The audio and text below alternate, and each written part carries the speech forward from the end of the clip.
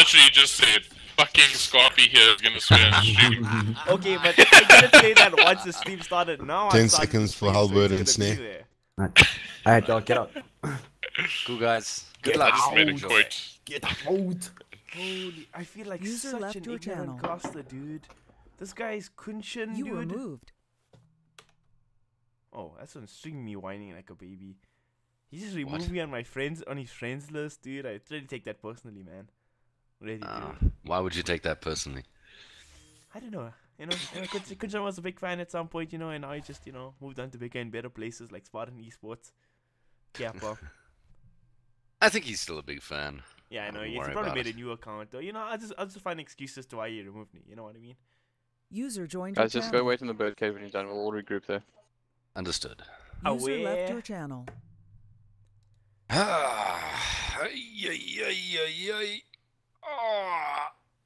It's morning. It's definitely morning, friends. Just one of those times, you know. Costa. Pretty sure this team is not called Ronald. I mean, they call Goon Squad. Oh, 1337 he's playing there now. Was he playing here yesterday?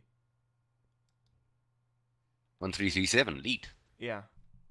No, Think so. well, he didn't cast his games, the games yesterday, so I don't know. Yeah. No, it's got Game Reaper, Lead to actually play with these guys. Not Phoenix. Bassi Tor I've played with. Game Reaper I've played with. Lead I've played with. Precious Petunia I always play against. Oh man, that guy is quite a character in pub games. Mind you, we aren't. You ready, streaming, buddy? Wilson. I'm ready, dude. Oh, I forgot to ask you if you're ready. Sorry, Lord Caster Man. Lol. Just chill. Let's just have fun, shall we? Oh yeah, dude. My body's ready for the memes today, dude. I'm ready. Did you enjoy casting with me, Wilson, yesterday? You know, it's official now. If you don't like it, everybody knows. What? I had a good time. Who said that? I'm just saying.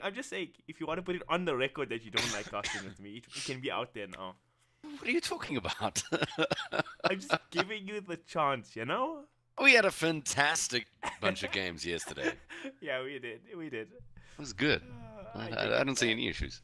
I think. But Go first. Right. So, yesterday, good job on the slowing down. Did a really great job. Thank you. Today, can we work on something different? Go for it. I'd like more input from you. Okay, more input. Yes. So when I'm looking at a team fight and whatever, that sort of stuff, wherever I'm looking and therefore casting, look elsewhere. All right. Okay. So that allows you to fill in the gaps when I'm done casting the team fight, because I'm not going to catch everything. No one ever does. When I'm done catching that team fight, there are those bits that I've missed that you can pick up. And you can say, yeah, and on the side, we saw a great engagement between TA and Disruptor, where Disruptor actually managed to survive the fury of the TA, and so on and so forth. You just fill in the gaps that I missed. All right, that's I'll one. do that. Second thing is, I'd like to know a little bit more about items. We didn't cover a lot of items yesterday. Okay. We weren't watching their item choices, what decisions they were making in terms of their builds. We weren't watching that very closely, especially in Game 3, but obviously in Game 3 it was just one giant... Yeah, you can say shit show on my stream, it's fine.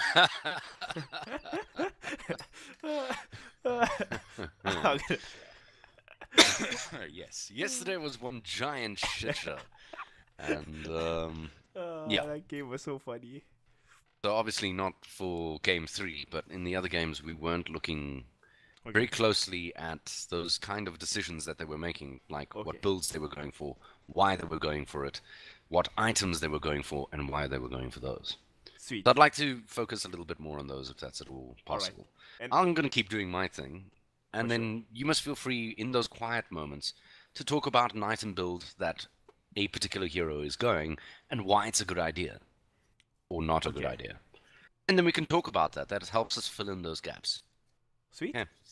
You got this. And okay, and while we're on the topic of items, if you see somebody buy a diffusal blade and I didn't see if they bought a diffusal blade, bring that up to me, man. It's my favorite item to talk about at the moment. Diff blade. Yeah. Okay. All right. Wilson, I think we Sargon's new favorite casting duo in SA, hey? Sure. No, I don't mind. I really don't mind who I'm casting with, as long as I have a great game in front of me. Yeah. You know, I'm not special. I feel ya. I feel ya. No, that's not how you should take that. What are you, my girlfriend? You know, I'm just missing Chanel, you know? That's why. Actually, on a side note, would you mind terribly linking your stream to Chanel? She'd like to see it. Assuming you have her on your friends list. If you don't, you in can Dota. just send it to me. Yeah, I got her in Dota. On Facebook. I don't know if I have her. Yeah, let me find Miss Succubus. Nah, just send it to me on Steam. You know, I'll send it okay, through I to see her. you don't trust me to message Succubus. I see how it is. No trust for the co-caster. You know? I have complete faith in you. That's your first mistake, Wilson. That's your first mistake. I'm just kidding. Will it also be my last? Oh, never did. I'm not a fatal man. I'm just a man who likes memes, that's all. Oh, are these guys actually ready to go? All things in baby steps, friend.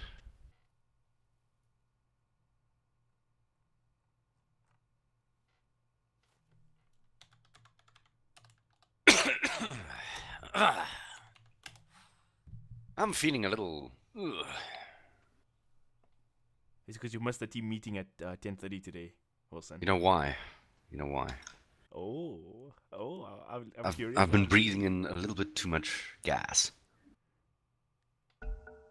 Gas. I'll explain later. Aight.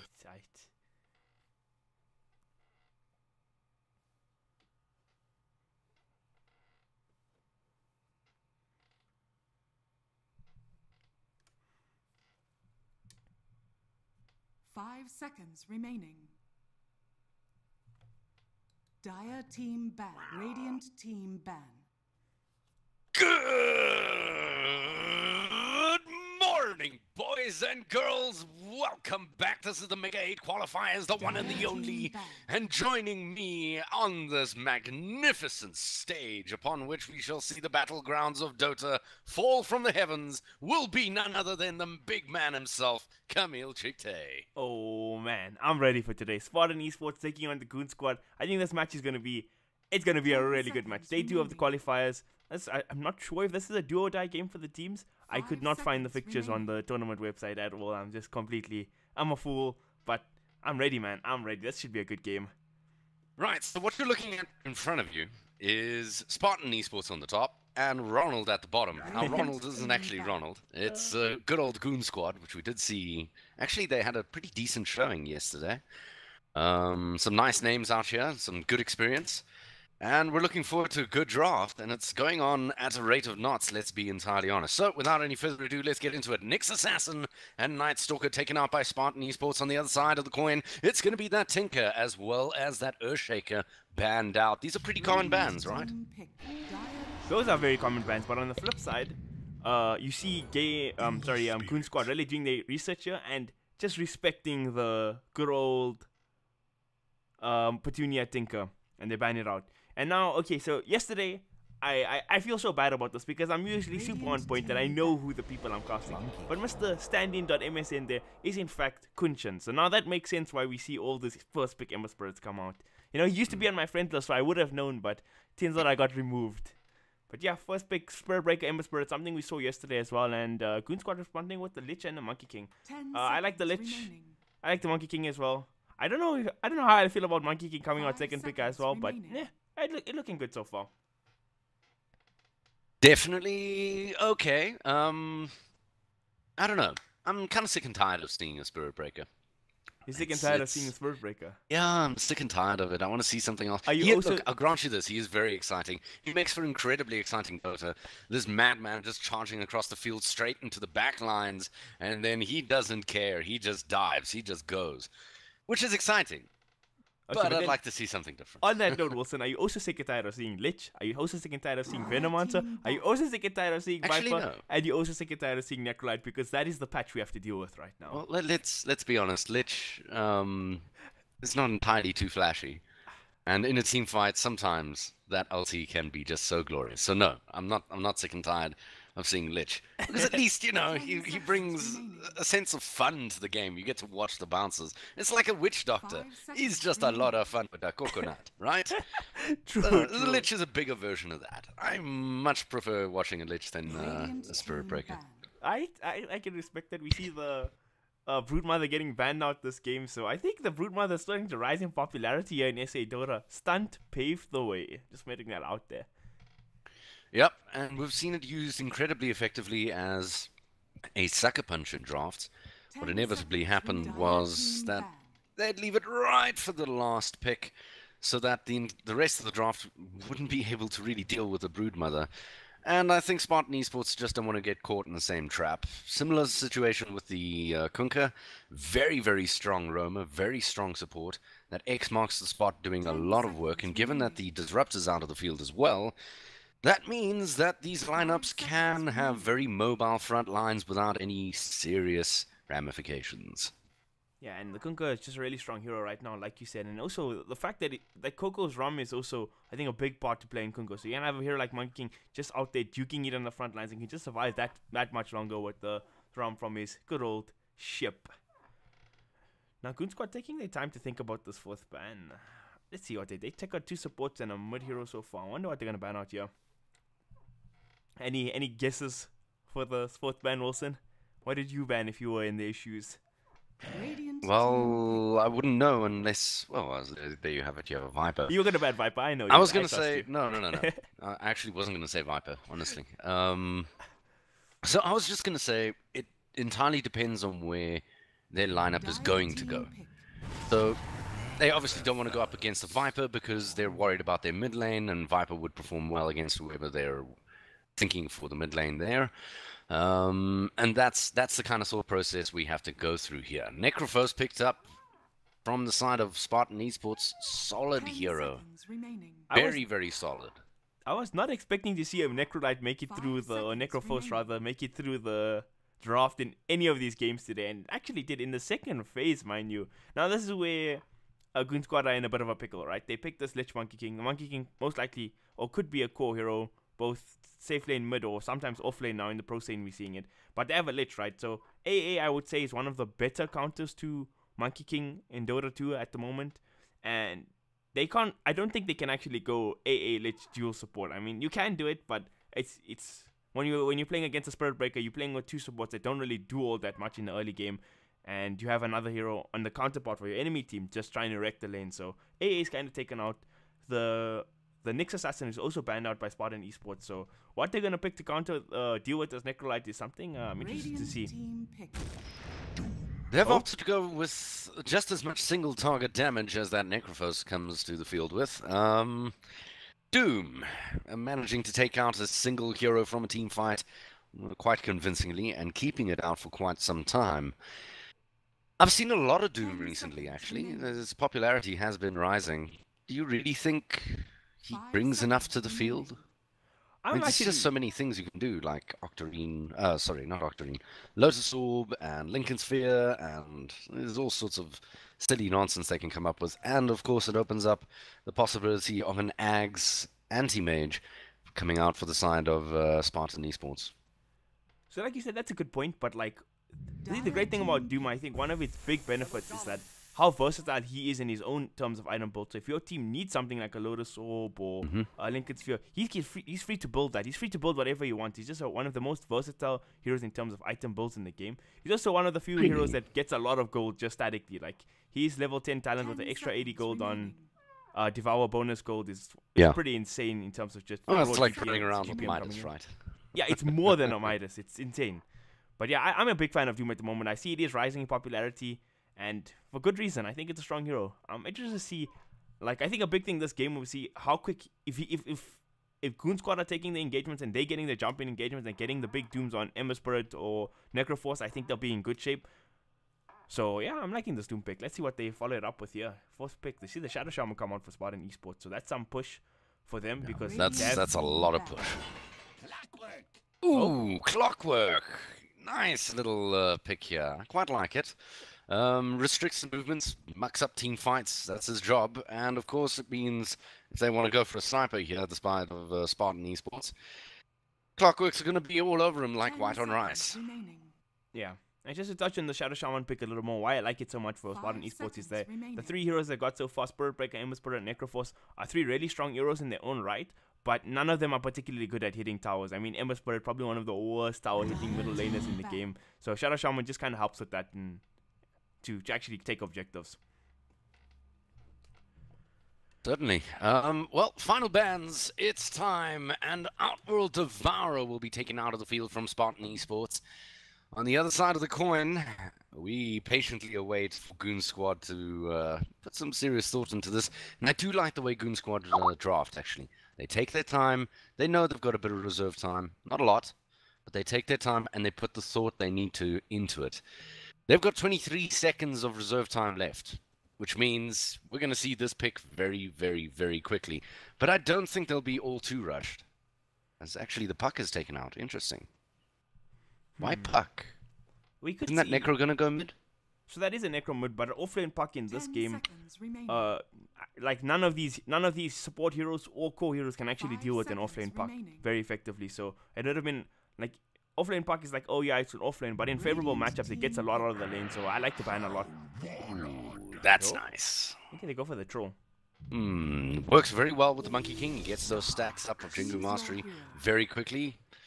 It's definitely a dangerous situation for anyone sitting on the side of Spartan Esports in the receiving end of both the Troll Warlord Ultimate and the Monkey King Jingu Mastery. On the other side of the coin, the Darkseer for Binks. And we've seen Binks, we saw Binks yesterday play Earthshaker, what was it? Earthshaker, he played a Magnus, if I'm not mistaken. And now he's playing a Darkseer. So clearly the playmaker for the side of Spartan Esports. Whiffed 1 or 2 of his ultimates yesterday. But overall, pretty damn good, solid performance, and I'm keen to see what he can do on his Darkseer. Yeah, I'm looking forward to it. I like the Darkseer pick in this game. It's a natural Mech Guardian Greaves builder, combos well with the Necrolite, sort of 5-man team fighty way to play the game. So it's a pretty nice pick. But on the nice thing about the okay, wait, let me think about this before I say it. If it's a so how they lane this is going to be. It's probably going to dictate the early game, because if they're laning it like Monkey King versus Ember Spirit in the mid lane, that's going to be quite a fun lane for Monkey King. But if they're sending the Necroforce mid and Ember safe lane, then it's going to be like Monkey King and get Necrolite, not a fun lane. It's just going to be interesting how they lane this. That's all I'm going to say. Yeah. Well, without any further ado, let's introduce you to the teams. Phoenix will be picking up that Troll Warlord, heading towards the top lane for the Dire side. Joining him will be Game Reaper in that probably rotating Clockwork position. Good dear friend of mine, this man over here. In the meantime, heading towards the bottom lane, it's gonna be... how do I say this without swearing? Shitzy on that Lich. In the meantime, 1337, aka Elite on that Monkey King, looking for an exceptional performance out of him. And last but certainly not least, will be Bazzy, XYGaming.com. 30 seconds. On his to due. battle. Did you introduce the Radiant as well? No, that's your baby. Oh, okay. Just checking. Sorry, I was just fixing my settings and stuff. We got Mr. Wait. I'm looking for my man. Mr. Sere, the llama. The llama, the dragon god. Mr. Precious Petunia here. Mr. Kunchin on his Ember Spirit, who also removed me from his friends list. Wannabe playing the Spirit Breaker. Double exclamation mark on the Shadow Shaman. And last but not least, Binks on the Darkseer. Okay, so we're going to have a dual lane mid of 1337 and Mr. Shitzy Lich in the middle lane. So that's a pretty... I like the way they're laning this. Oh, okay, no, I lie. He's just going to eat a creep, and it's just going to be a 1v1 matchup between Monkey King and Necroforce. Yeah, eating that creep mid is so strong. Buys so much lane control in the early stages of the game, and that's really what you get Lich for. Let's be honest. If I play Lich, inevitably what I like to do, eat one creep out of the mid lane, then go down to whatever lane I'm supposed to be in, and then move on from there. It just makes such a big difference to the man sitting in mid. For sure. Although I think in this game I would have preferred him to eat the creep in the off lane. Rather than committing fully for a dual lane. Yeah, they want to make this lane as favorable as possible. Yeah, now, this is dangerous here. Wannabe, and they're looking for that first blood onto Bazzy. Is he going to be able to get out of here? The first bash was good. He only got one though. Wannabe was hoping to get the bash to knock him back just an inch or two down here, so that they got a little bit more time with the results of a second Shackles. Unfortunately, it wasn't meant to be, and First Blood still stands unclaimed. Yeah, and this is not the greatest thing because Doom was forced to level Scorch Earth at level 1. You usually want to take that Devour, go find yourself hopefully a favorable creep like a Satyr in the lane, and that just makes your laning presence that much stronger. But now he should get his level 2 pretty short. He has a Lich in his lane as well to kind of help with that. And okay, so I said they should have eaten the offlane creep, but it doesn't matter. The lane pushed anyway. They're going to get a good level of farm and XP on the tower. Fortunately, in this offlane, they are running a tri-lane, and inevitably you're going to back off one way or the other. It's difficult to control creeps when there's just too many people around. Binks, in the meantime, in the top lane. Oh, Game Reaper went for his clarity, couldn't quite reach it. Yep, so it's going to be one hell of a battle, I expect. Not nearly as crazy as the last game you and I took, actually. No Broodmother in this game.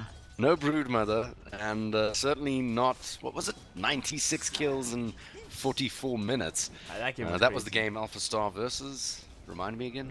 Alpha Star versus, wasn't it Spartan? It was Sky. Oh, Sky, sorry, Sky. Yeah. But this is a win for the side of Goon Squad. If they're keeping the Spirit Breaker sitting in a tri-lane here in the bottom lane, there's 3 heroes here. This is definitely a win for them. And now Lich is getting shackled up. Not really a problem though.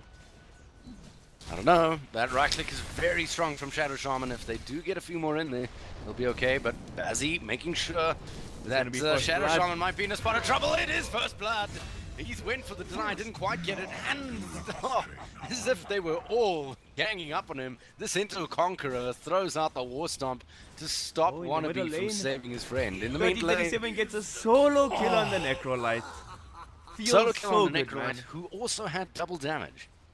On the side note, towards the top lane, Binks finding himself between a rock and a hard place. Game Reaper trying to cut him off, didn't quite manage. I'm sure he was looking for a cog there and didn't quite manage to do it in time. Close but no cigar, and towards the bottom lane. Take it back, this is going to be a heated match by the looks of things. He gets shackled up, and then they opt to turn and go for the Lich rather. Lich getting knocked back by the charge. Wannabe now taking a lot of punishment from Bazzy. There's the shackle. Is it going to be enough for MSA to finish him off? It is. In the meantime, in the front lines, Wannabe trying to skulk his way out of there, and he does just manage. So it's a quick counter kill there. In the meantime, top lane, Phoenix looks like he takes a kill. Walk me through how that happened. I actually missed that. I was watching the Doom chase down the Spara Streisand there in the bottom lane. But Bing struggling in the off lane yet again. He's not having a fun time in any of the games we casted so far. But yeah, Troll Warlord matches up really well against Doxia in lane. Clockwork, annoying hero. And he's going to actually steal the bounty rune here as well. He's getting a lot of levels on this 4th position clock. Yep, and to be honest, he's being incredibly active. I would like to see him rotate a little bit more. There's a lot of Clockwork can do in the early stages of the game.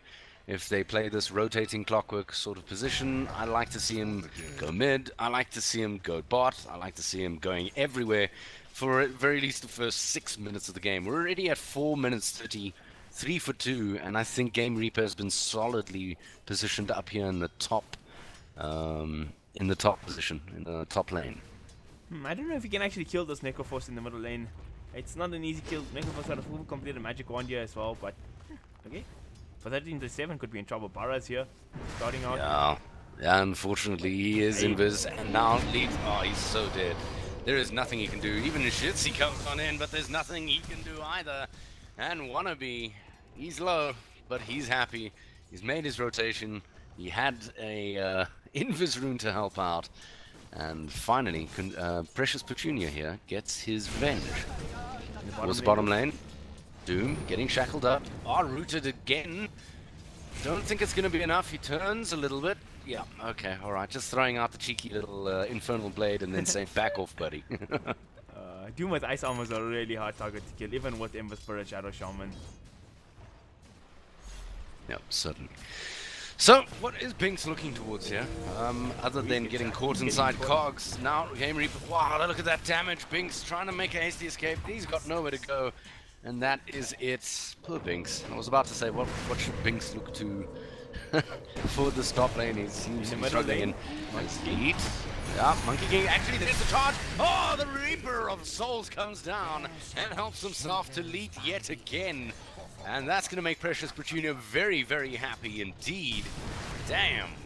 That's not good news for for the dire side here. 13-7 had the right idea there, but I think with the Vara sitting there waiting so patiently, it was never going to end for the trying to kill a Necroforce. Bottom lane, you wanted to see the clock rotations. I did want to see him rotate a bit, and he is doing it now. At level 4, not too bad. Oh, he does get shackled up. What is MSN doing? Going back in, that's not a good idea. In the meantime, Wannabe charging up Game Reaper onto the sidelines there. Not going to be enough. Is MSN down? The Infernal Blade will finish him off. That tick damage right at the end. Now Bazzy has to make a hasty escape. Wannabe surely wants to chase him down. Doesn't look like it, actually.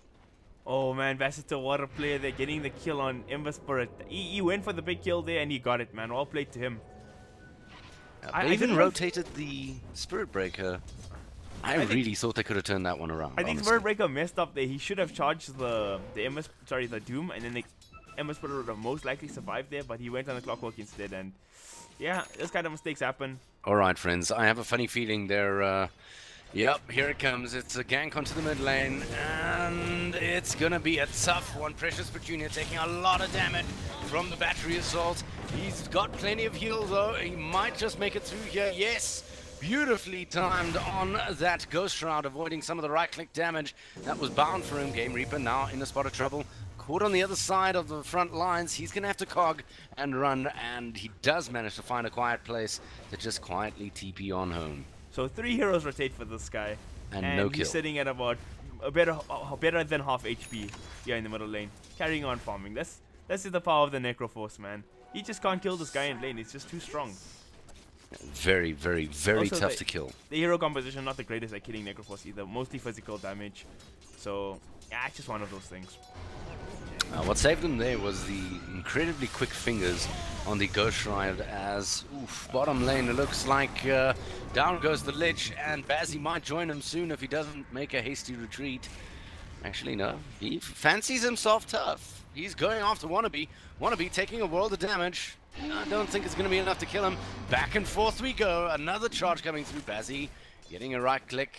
No bash. If that was a bash, maybe they would have continued on. Game Reaper now coming in onto the side, looking for a little action onto Shadow Shaman. Gets slowed down by the Hex, but he's still fast enough to get out of the Hex and catch up with him. In comes the charge on the sidelines as it is going to knock Game Reaper into the tower.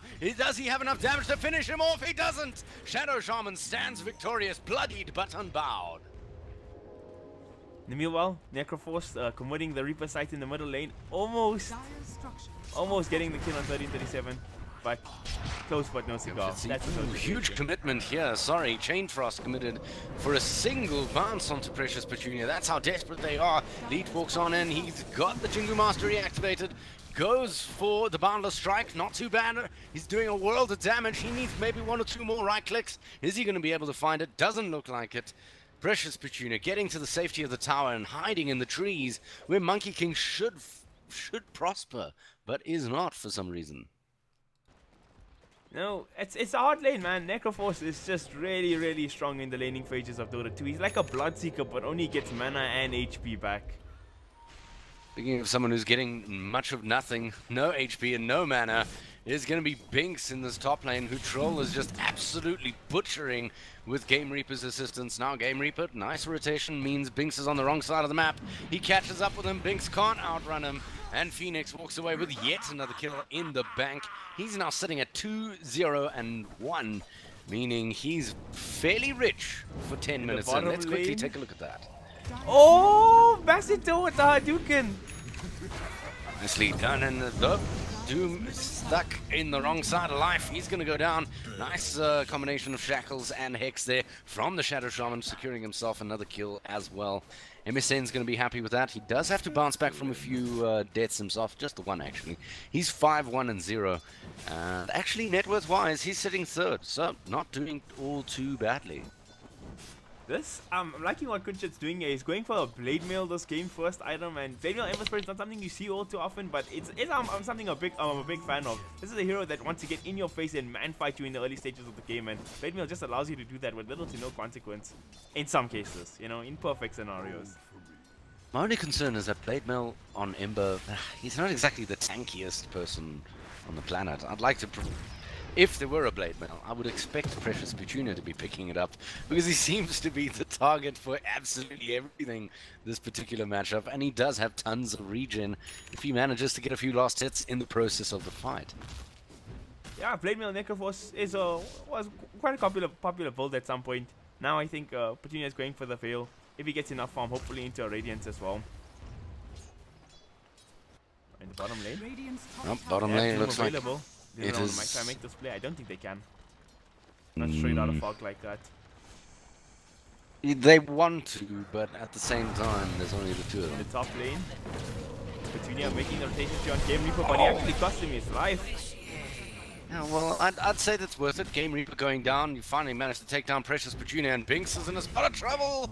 The final axe thrown onto his head in the bottom lane, though. Looks like the Doom does get taken down before he gets the chance to do anything. And Ember Spirit laughing his way to an extra little bit of gold. In the meantime, Leeds on the sidelines manages to find the Shadow Shaman, who is out of mana, doesn't have the mana for the Shackles or the Hex. He's going to go down very quickly. Leeds in the meantime, oh no! Wannabe cancels his charge just in front of him. He might as well have completed it in the meantime. No, Leeds is looking for those right clicks. Wannabe charging back in, making sure MSN can try and get out of there. But Game Reaper's too damn quick on his toes, and he manages to take the kill. In the meantime, now Wannabe trying to make the hasty escape. He goes for the charge, and he doesn't get away. The Bottomless Strike from down 337, enough to finish him off, and that's 190 gold he's going to take home with him. It's 12-9 here, 12 minutes in, with a 2k net worth lead, and only a Doom on the floor. Oh no, oh dear. In comes Precious Petunia. This fight isn't over yet. In comes the Reaper, and claims himself another soul in the form of that Monkey King. It's chaos here, friends. Alright, Wilson, I have one question for you, right? There's no Broodmother in this game, but are you enjoying the amount of action that we've seen so far regardless? Always, my friend. I love this game. Man, so action-packed. 22 kills, 13 minutes into the game. Like, I've been enjoying this game. I'm not gonna lie. I said it earlier, and I think I placed the Caster's Curse. I honestly do. I said, nah, I don't think this is going to be one of those 44-minute games with like 100 kills in it. And it looks like it is shaping up to be one in the meantime. Doom getting charged here. Does it look like Precious Petunia will be able to save it? No! He does manage to actually get on out of there and take a kill with him. Shackle's not available on the Shadow Shaman. He's going to go down. Leeds now coming on in. Wannabe going for the ulti. He does manage to find Doom on the sidelines. He did try to get as much nuke damage down as possible before the ulti popped on through from the Spirit Breaker. It wasn't quite enough. And he manages to get a counter kill at the very least. 14 for 12 now, and we haven't hit the 14-minute mark. This game is insane. It's good. It's good. This is what we do this for. 100%. Petunia going for a 4-star up next is a decision I like a lot, especially playing against Clockwork. I mean, although Necrolite is a tanky SL, he's still the one be coding cogs at any point in the game. So, plus to that decision. Certainly. Well, they managed to claim themselves a tower at last, the side of Goon Squad. Well, I say at last. Top tower's been down for a while. But, I don't know. I kind of feel like I was expecting a little bit more push from them. Objectives-wise, they are certainly behind by one tower now, as we see the top tower dropping to MSN. Do you feel they should have done more pushing? So the side of the Dire don't really have like real pushing sort of heroes. You have the Troll who in later portion of the game takes buildings really fast, but at this point in the game you just want to get as big as you can as fast as you can on the Troll Warrior. For the side of the Dire, for the side of the Radiant and Mr. Petunia stack here, Shadow Shaman hasn't hit level 6 yet, so again, it's going to be a hero that pushes tower very quickly, but till he hits that 6, which he'll hit in about 3 XP. Okay, he just got it now. You're not looking all that great, and this is...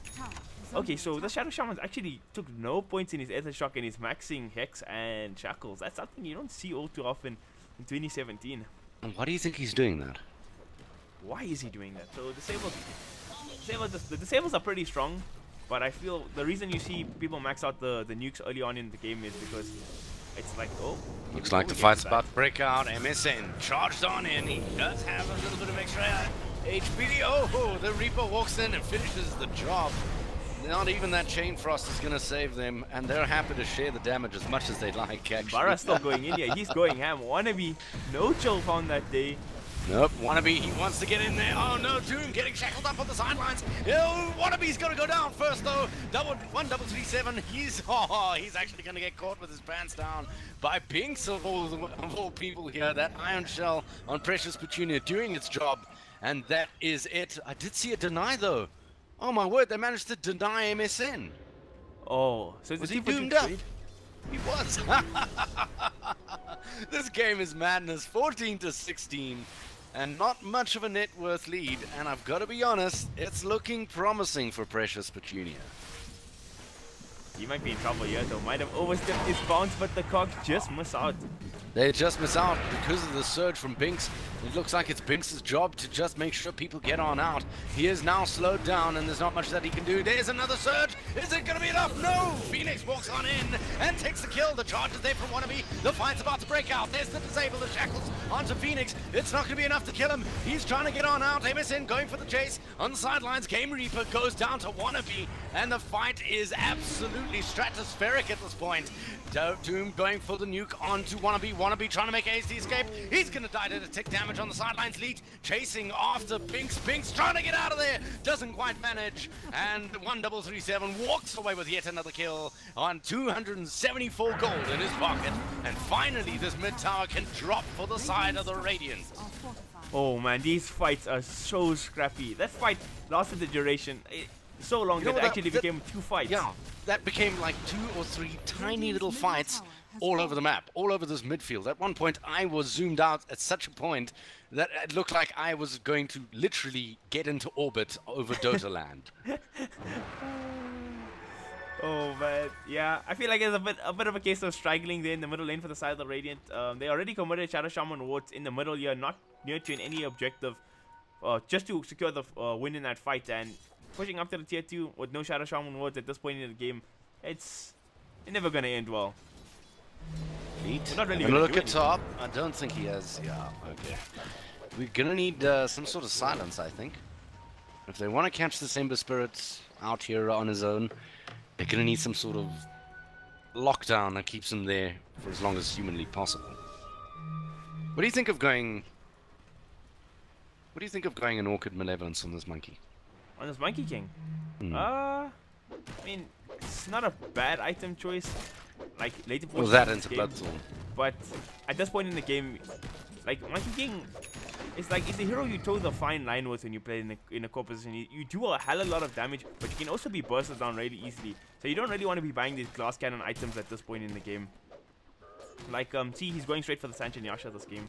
So, it's like more stats sort of way he wants to play, because he's in the front lines. He's just duking it out all the time. Him, Doom, with the ice armor.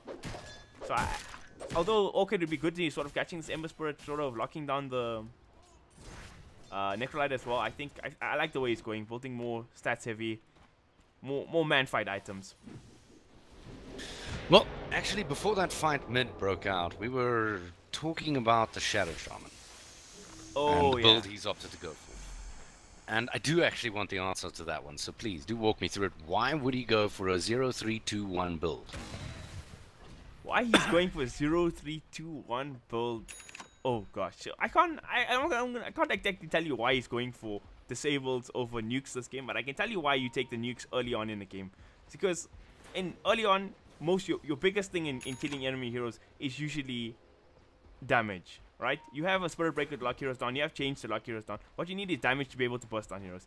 And it's also a thing of scaling. 300 damage at, let's say, 20 minutes into the game, 320 magical damage 20 minutes into the game, that's a lot more than 320 at 67 minutes into the game. Exactly. And Game Reaper is going to find himself the Shadow Shaman we're talking about, but the disable is there at the very least, and he's got a lot of frames. Wannabe walks on in.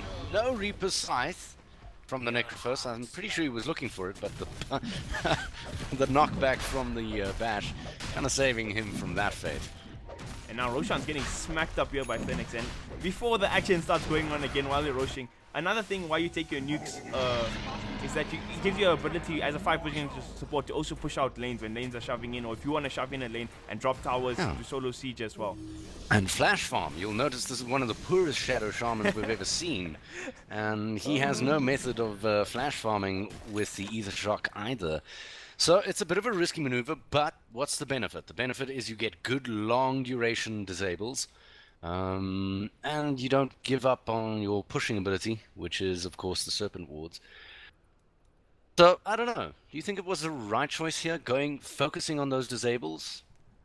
Nah, I don't think it was the Were right they choice. maybe worried about Troll? I don't know. You tell me.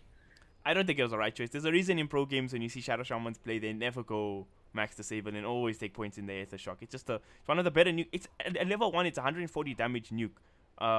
It's one of the strongest level 1 nukes in the game, in fact. So it's just a really good spell.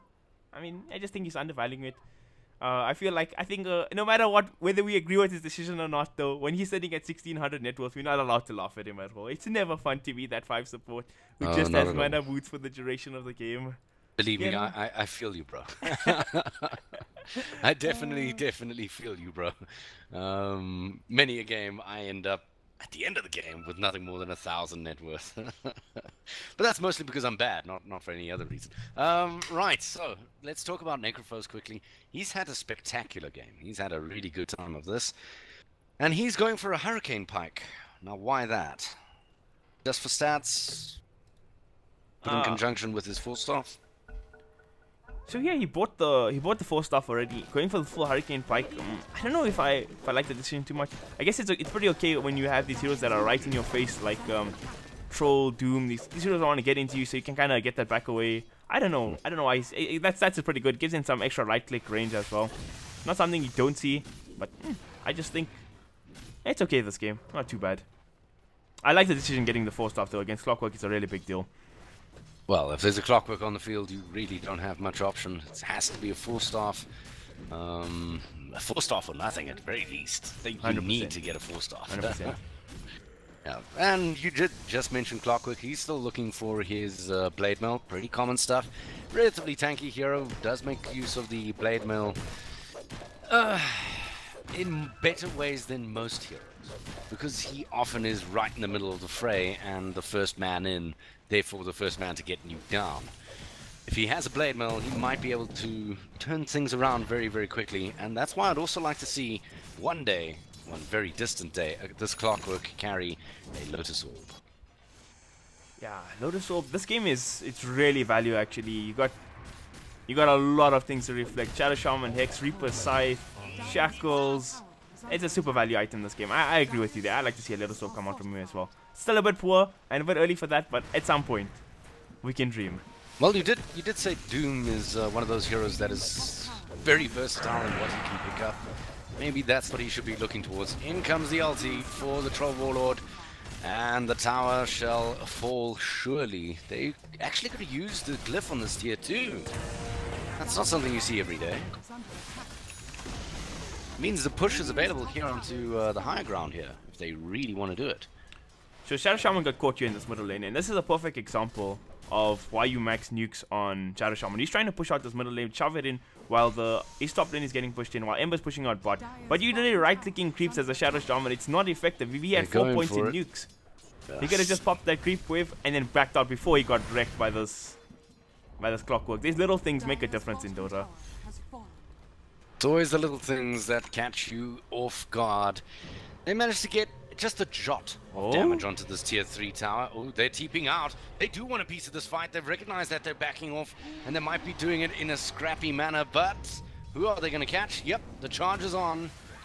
And it looks like, nope, they wanted to go for Bazzy, but damn, he's quick. Look at that move speed.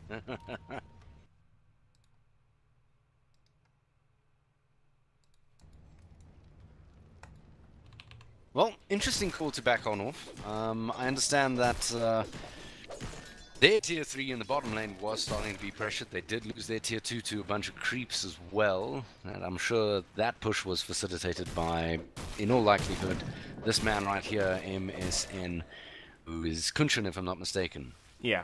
Although they have Aegis on their side, I think it's still... I don't think they're feeling confident enough to walk up high ground 24 minutes into this game. I don't know. I rate they could have.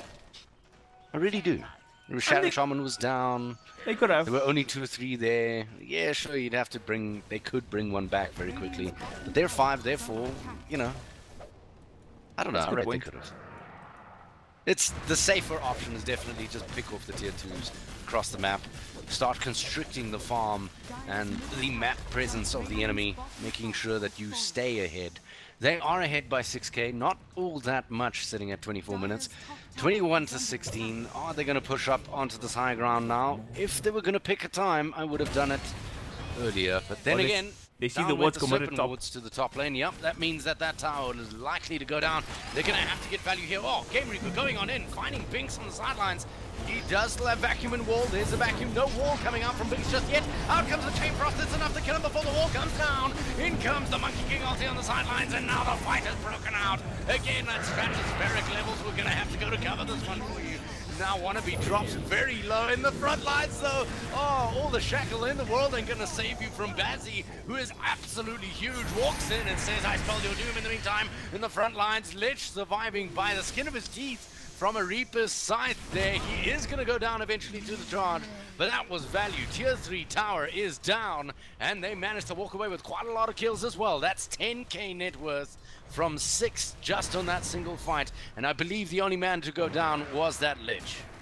So I said 24 minutes in, they weren't feeling confident enough to work high ground, but 25 minutes in, it turns out they were. And they can force out 4 buybacks there. You see the net worth has swung to almost 11k in favor of the side of the Dire, and they got a tier 3, so shrines are now exposed. I think that's a massive, massive, massive win for the side of Goon Squad. Yep, definitely. If you manage to take care of that top shrine, it gives you good control over the Rosh Pit, which is something they make use of, as there is a Troll Warlord and a Monkey King, to be entirely honest, who are prime candidates for the Aegis of the Immortals.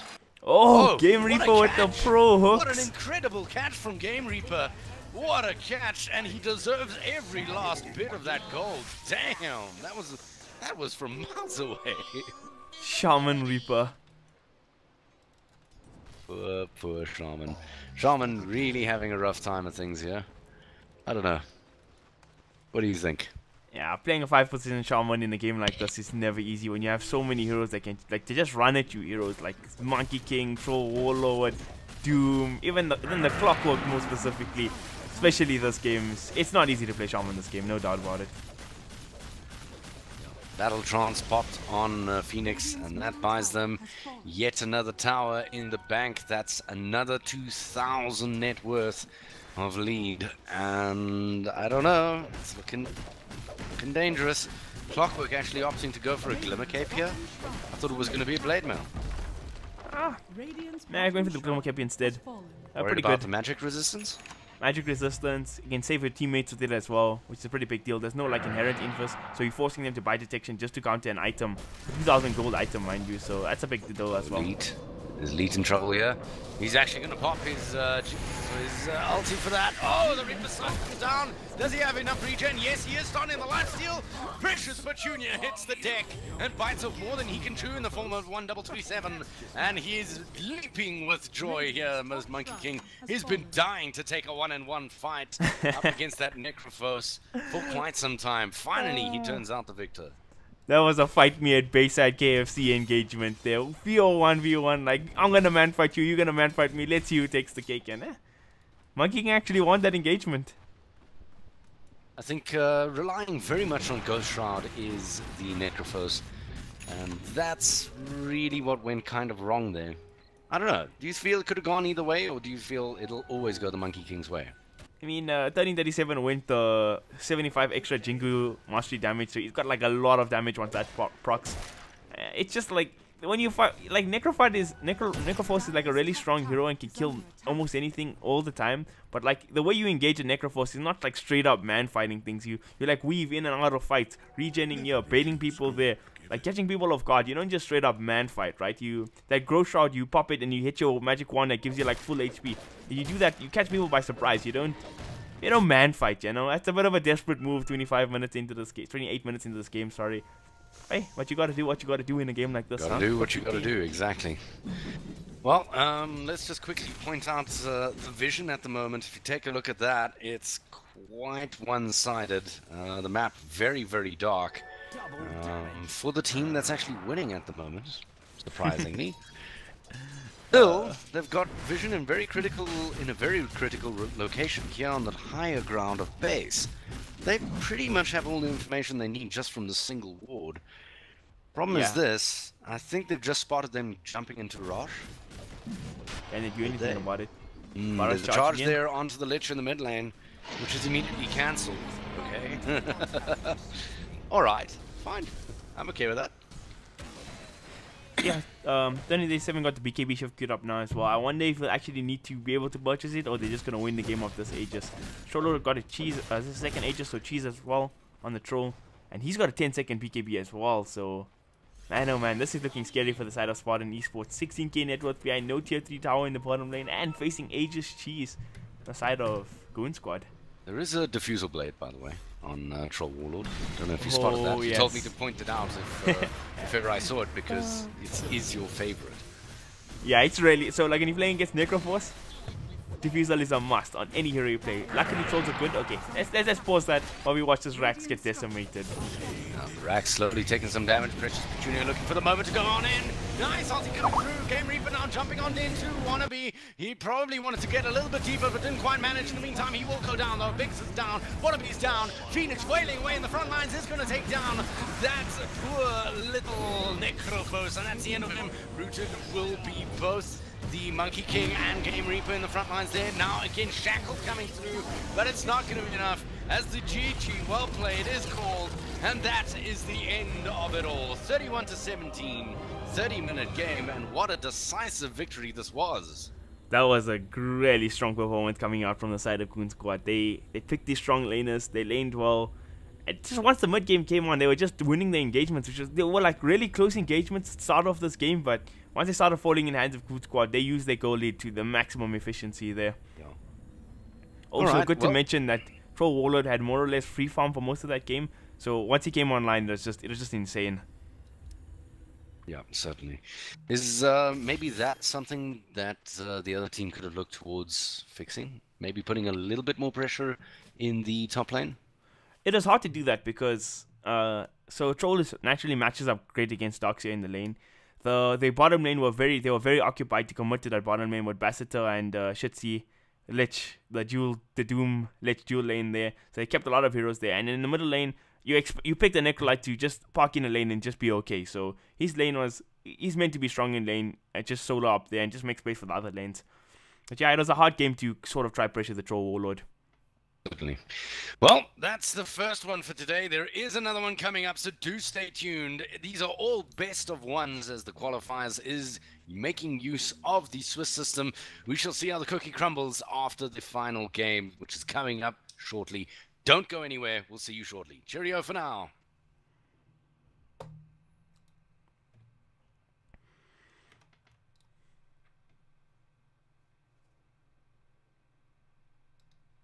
All right, and then off to the birdcage we go. All of you on stream, hello. Alright, I'm just gonna tell everybody on stream I'm still too incompetent to know how to mute my stream after the game's completed. So he's gonna have to hear me and Wilson here talk about the interesting things in life, like, you know, tax. I'm afraid you're not gonna hear me because I'm gonna have to dart off to the bathroom. Right. I'm sorry, my friend. Too much information for my stream. I don't think that's allowed. You know what I mean? I'm just kidding. I see. Do I need to get a bottle? Definitely. All right, friends. I'll be back shortly. See you guys in game 2.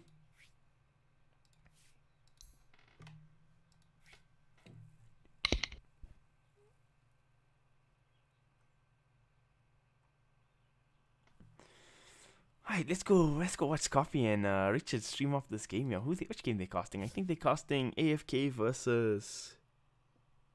What is that team called? Let me get the name for you guys, you know. What an uninformed caster, man. Oh, this is Halberd and Snare's game. Oh, does get it. Easy lane coming through. Yeah, I mean, look, the reality of the situation is that was pretty much as good a fight as you can imagine you get. You get off everything. You have a hero that's delayed to the fight. You steal Macapie and down into it. It's just And everyone fights on top of it. I mean, I want to point that out. Like, everyone fought on top of the Magpie that I believe was cast by the Rubik, actually, right? So it was almost maximized efficiency. But in the end, even when they brought down the CK, just not enough. Now they're going to an Aegis Wall. I don't think they're going to contest this. I'm pretty sure this is pretty much all she wrote. And I think Nibble are probably your next side that's going to make it through to the actual league. Alright, this game's over, boys. Yeah. If they win this, you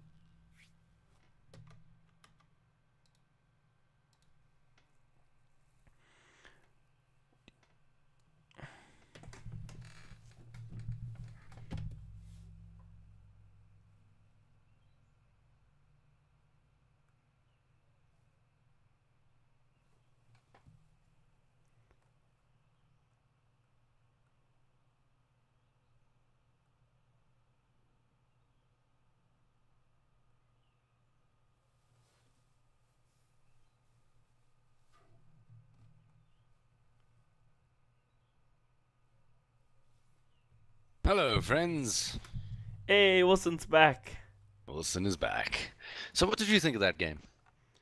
I think it was a really convincing performance coming out from Goon Between Squad. you, me, and everybody on stream. Everybody on stream. Including people on your Skype, apparently. Oh man, let's not talk about that. I thought I muted the Skype, but the messages are still coming through. It's just Thick and fast, my friend. thick and fast. You know, Skype groups, they just go ham every time. I enjoyed that last game. I think Goon Squad had a very convincing performance. They picked these sort of run at you heroes, and that's what they did for most of the game, and it just worked out. 30-minute GG against Spartan Esports. Convincing stuff, man. Convincing stuff. I think the rest of the results was Goliath beat Divinity. No, not much surprise in that result. New text document rather beat Fallout as well. And we're just waiting on Nibble Horde versus DC. And mind you, looks like DC are getting crushed in that game. Really? Yeah. DC was an expected victor, to be entirely honest. Maybe not of that specific game, but they certainly were expected to perform better than they did yesterday.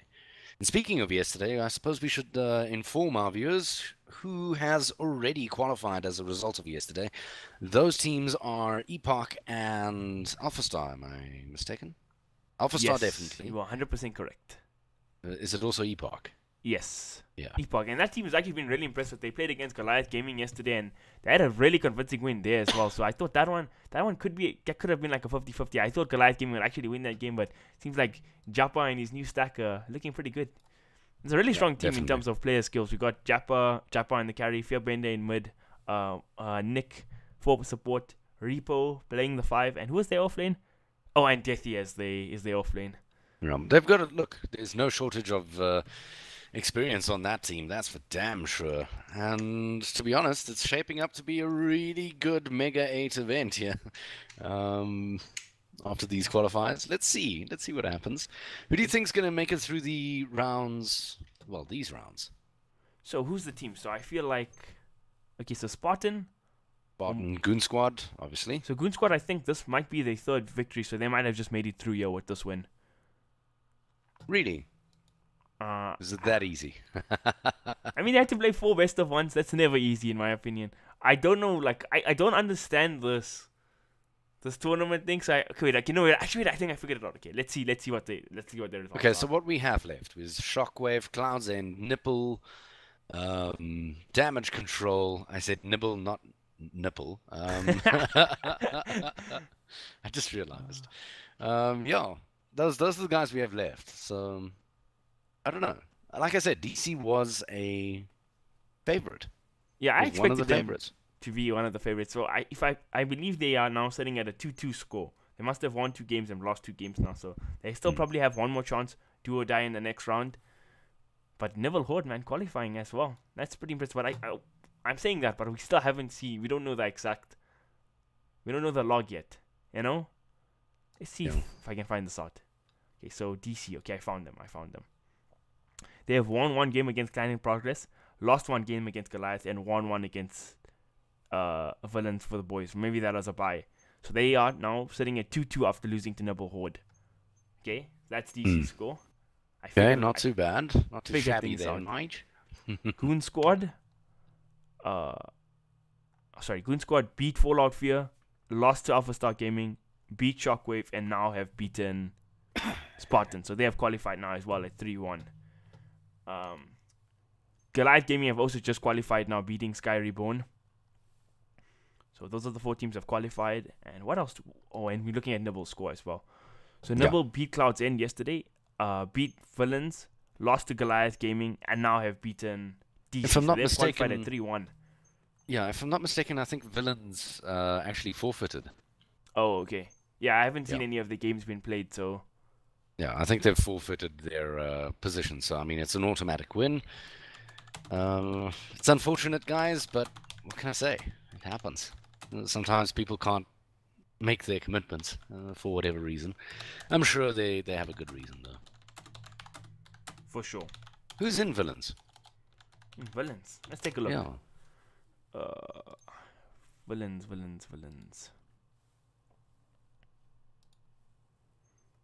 We have the hidden one, Crank the Tank, Mars Police, Bendy, and Jukes on You. Oh, yeah. That's odd. Maybe players I'll couldn't ask make it or something like that. I'm sure you guys play a lot of pubs at Crank the Tank, don't you? Actually, yeah, well, Succubus does, yeah. Ah. I don't know, I'll ask him. Alright, sweet. Give us the inside scoop, Mr. Wilson. Let's see what happens. Crank the Tank. Crank the Tank. I don't know if I have him on my friends list. Let's take a look. I think I might have counted out this DC game too early. It looks like the game's still going on. Oh, man. You're Shows what joking. this caster knows about Dota. Okay, no, the game's still looking very dire. Pretty much all been the way of Nibble. I mean, there's a Medusa in this game, Wilson. You know, we could see another 100 minutes go by where we patiently wait for round 5. I don't mind. It's good games. It is good games. Just Viper sitting 14-0. Razor's massive. Well, we Chaos can always Knight, just massive. spectate off Halberd and then see what happens. I am indeed doing that, you know? I was doing that earlier, but I thought the game was like legit over.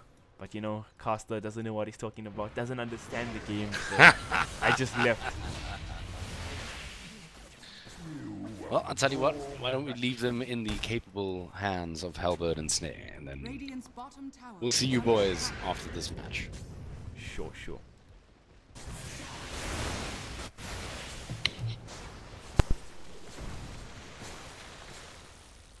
Dire's bottom tower is under attack.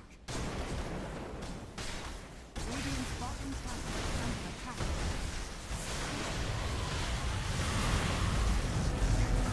Dire's bottom tower has fallen. Radiant's bottom tower is under attack.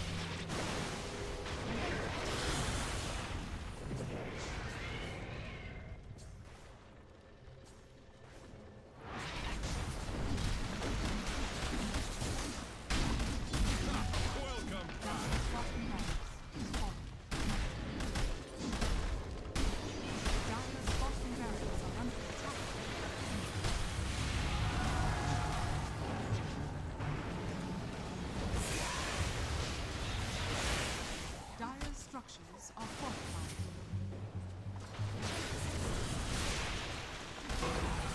Dire's bottom barracks has fallen. I die on the field of glory.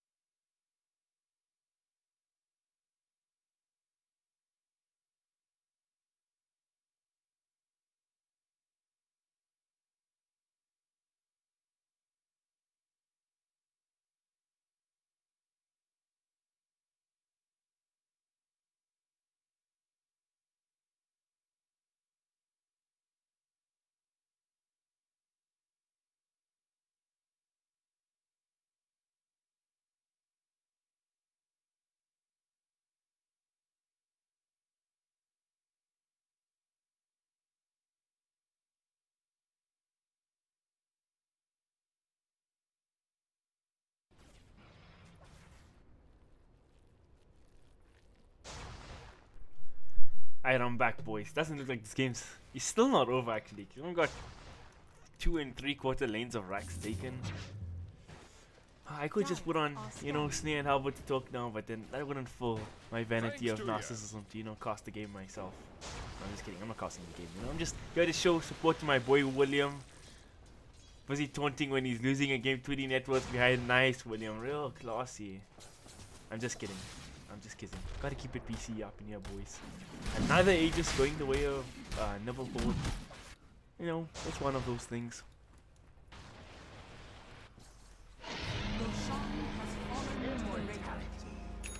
Can they claim the last racks? Let's see what Halbert and Snare have to think about that. But here we go.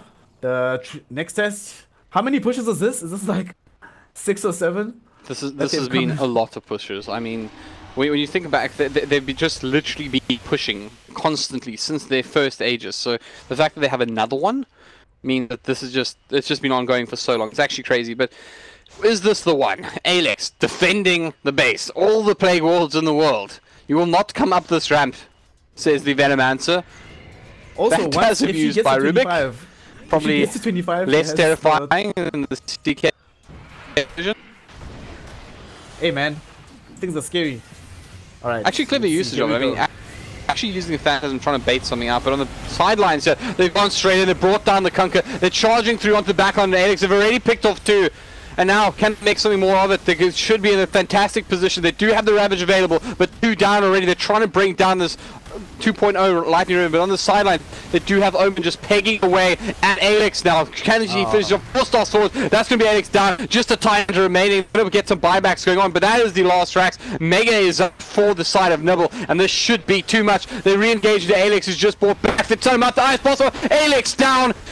Rampage goes the way of Omen, and now it's time to just get more for it. Turning attention once more to Death Rays, and once again gets a double Rampage. Okay, Omen, take a bow, because I tell you what, even if it's just a right click here, you've played a fantastic game. Berserk goes back, and maybe the 3rd Rampage is this going to happen? Yes, it does. Omen seals the deal with aggression, and I tell you what, Nibble deserved winners, finding their way through to the league. Congratulations to Nibble. For those DC fans out there, don't worry just yet. They had a good showing, and they still have another chance, so they may just make their way through to the league anyways. They have 1 game in hand. It is basically sudden death. Alright, let's throw out some shade here before we go into the next round and go join the casters team meeting. What is it gonna say? Oh man. Oh, Cloud, if you're watching, It seems like Omen was right. You BZK boys weighed him down, man. Look at that 21-0 when he plays for Novo Horde. What did he do when he's with you, Cloud and BZK? Piece of trash. No, I'm just kidding, dude. Hot Cloud. Team XD lol. Okay, I'm gonna go to the casters meeting now. Cheers. Channel switched. Hello, casters meeting. We're still on stream, just to, give you guys a heads up. So Scoppy doesn't say anything silly. Was it always Scoppy's fault? Why me? Yeah, it's Camille that we can't control Camille at all. I don't know, dude. I just like, he's gonna find the guy you like picking on it. Just go for it, dude. I like. Although Scoppy, I did make a slip in my game that You called that game a shit show, Scoppy. Yeah, that's exactly what I called it. I had to probably. But they called it. We had a fake GG and the game ended in 18 minutes. Guys, so get it out of your system now, because when we do it, on the next round, No, I know. we really can't afford to do it. I've never done I'm it. just as guilty as you are. Believe me. I've already said the word I was punished for before. The B word. Yeah. Twice yesterday. Twice. And what was the? Oh, he pulled his pants down that you said like 3 times. Or so There's nothing funny. wrong with that. That's No, that's fine, dude. If someone pulls down their pants, somebody caught with their pants down, way down around their ankles is. Yeah. So that's just an English saying, that's fine. yeah, that's fine. An idiom. Aight, dudes. Aight.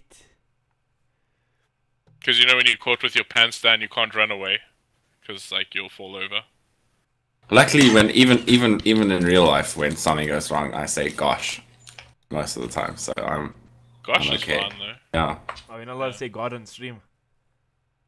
I don't think there's anything wrong with that. Oh, okay.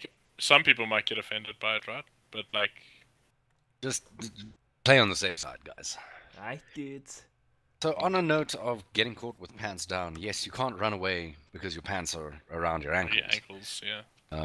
But there's a very, very, very bad joke which I don't think is appropriate for stream that centers around that concept. Mute your stream. Just go press the sound thing and just go using OBS. that's what I No, did. because then now everyone will know. Everyone Yeah, will want to know. it's gonna be like, have you watched that episode of How I Met Your Mother wait, guys, where they say that dirty joke? I figured it out why it was playing yesterday. Oh my god, I'm dumb, right? So I muted my mic on OBS, but I didn't mute my desktop audio. But I think people enjoy listening to us, guys. Come on, give them the. People aren't leaving the do stream they? because Scoffy's such an entertaining guy. I don't know. Let's see the comments. What do the comments say? They I just see a talking whole lot of about Dota, clowning, I man. gotta be honest. Shout out Do you to stream on Twitch or are you streaming YouTube? on YouTube, man. One day I'll move over to the Twitch Master Race. Shout out to It's just like, Philip it's easier Swanson O'Malley for always tuning into stream. Waterpark champ. Sorry, Scoppy, for rudely interrupting you, man. Go ahead. That's Go fine, ahead. that's fine. I'm just saying YouTube's much easier for the South African community to use. Yeah, like Twitch has like major routing problems and stuff, man. Absolutely terrible. Mine does okay to Twitch, actually. Most of the time. Let's see if the next round is out, boys. All the results are submitted. Oh, let's see round 5. Is it yeah? Which games can I shotgun? No. I get first choice now, No, dude. he gets first choice this time round, dude. Come on. Oh, alright. Fair enough. I get first choice. Our game was He called it a shit show. Sided.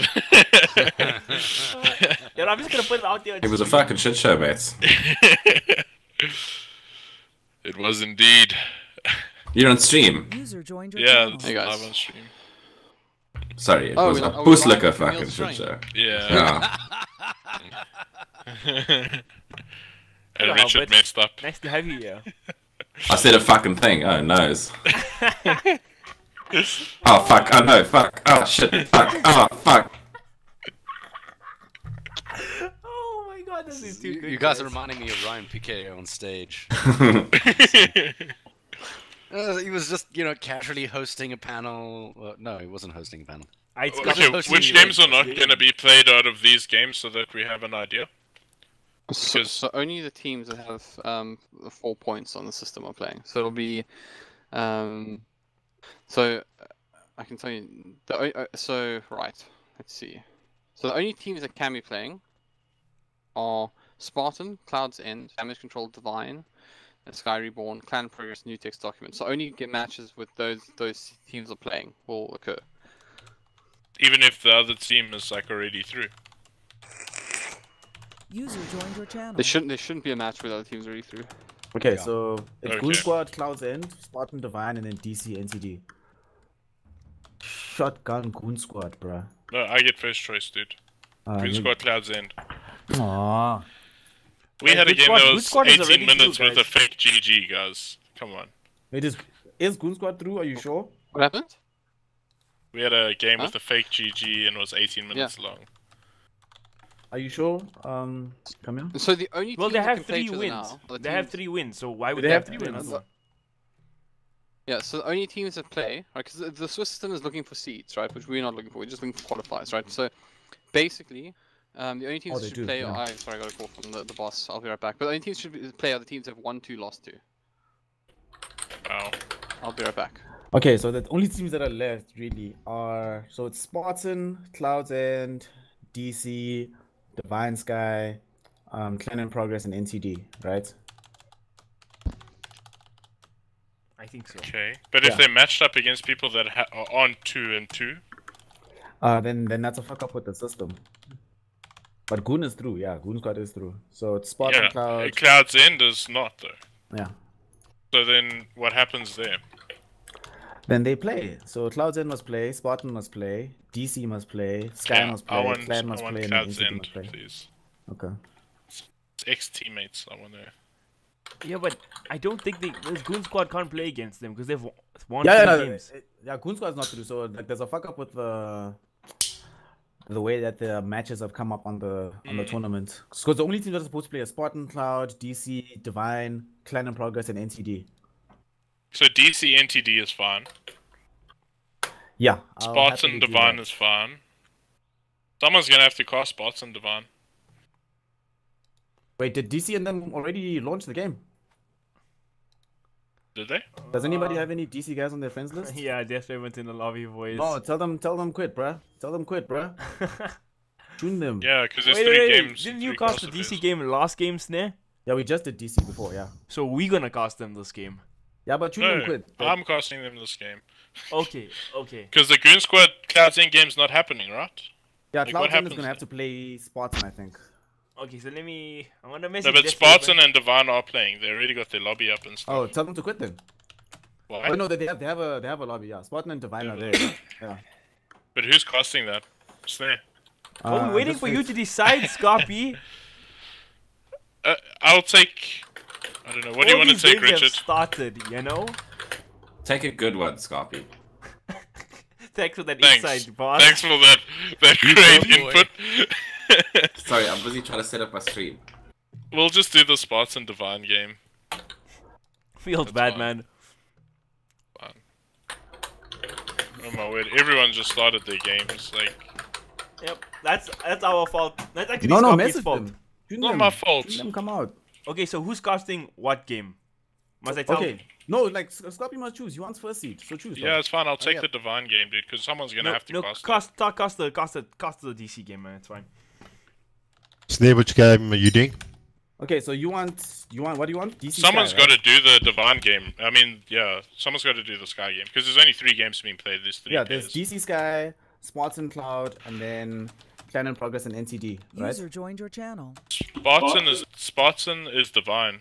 Hey Or guys. Sky. Yeah. Not Hey, Cloud. Chanel. Cloud's End's Okay, supposed to play. hello. Just Scarpy, a, couldn't kind, say just, wait, just, could just, you? a, just a kind reminder, you are on stream and every single Yeah, word we you're know, we saying know. is Yes, we stop, know. They know, stop they know. swearing. We also don't give a fuck. Oh my god. Alright, so Who's stream? DC versus NTD. Vice stream. Okay, Yeah, guys, hold it's on. fun. Let's relax. Let's talk. DC versus NTD. Who wants to do that? I'll take it. I'll take it. Alright, sweet. Does anyone have the then- password for it? No, we'll find out now. They're recreating DC lobbies, Scarpy. So Yeah, it's up. I just need to know the. I don't know if I have.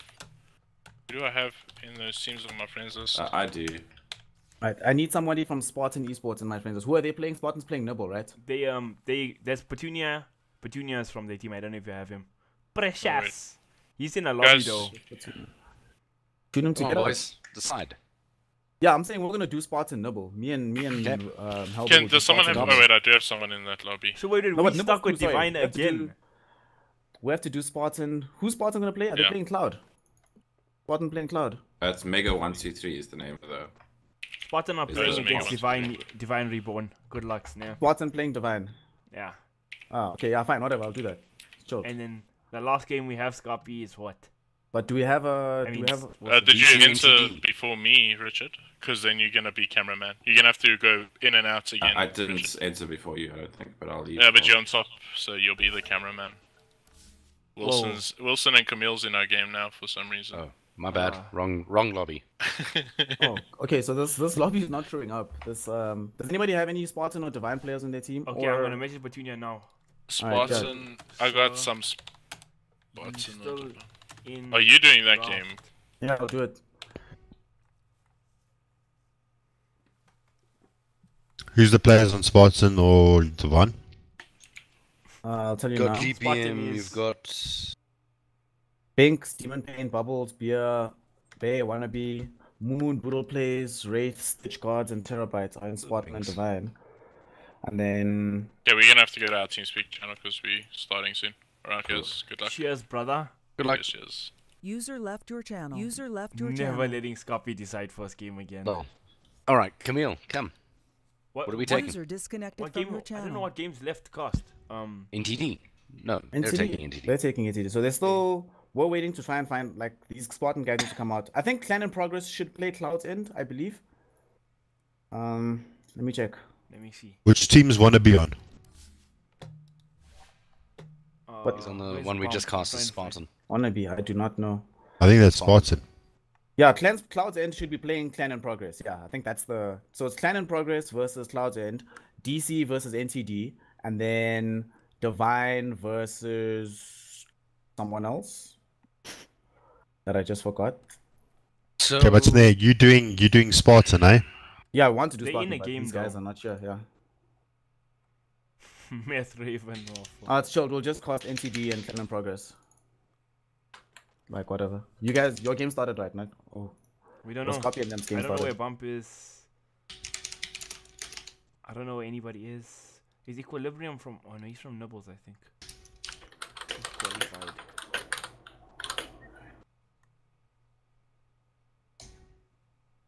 so what are we doing? I'm looking for the people who have to cast. I can't find them. It's a disaster.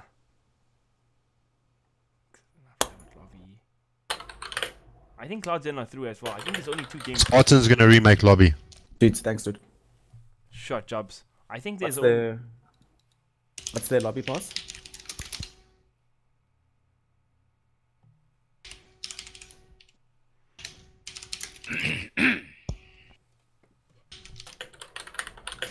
Wilson, I don't think there's any games being played right now.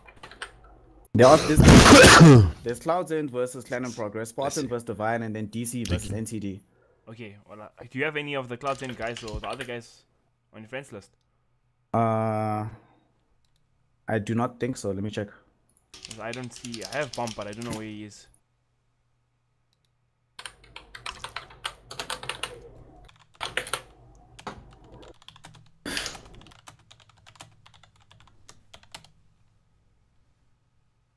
Yeah, no, I do not have these guys. Yeah, it should be. As soon as you know, Jabba, just show me what those guys set the lobby Sweet. for Well, they're working through the draft, so Okay. I'm gonna ask them to redraft. afterwards.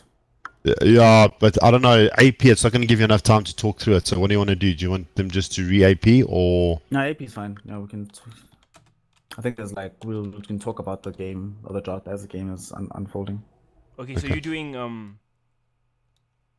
Yeah, we're gonna do that Spartan game, and then Cloud End. Okay, is they're gonna playing- remake lobby now for you. Yeah, thanks. Yes. Camille and us. And then you guys should do Cloud's End versus Clan in Progress, and they're gonna that lobby is going up very soon right now. Okay, let's see. Or it should be. I don't see any lobbies because let me see. Yeah, there's no lobbies up right now. And Alright, Divine versus Sky is up. What's the password, Job? There wasn't a password, but Alright,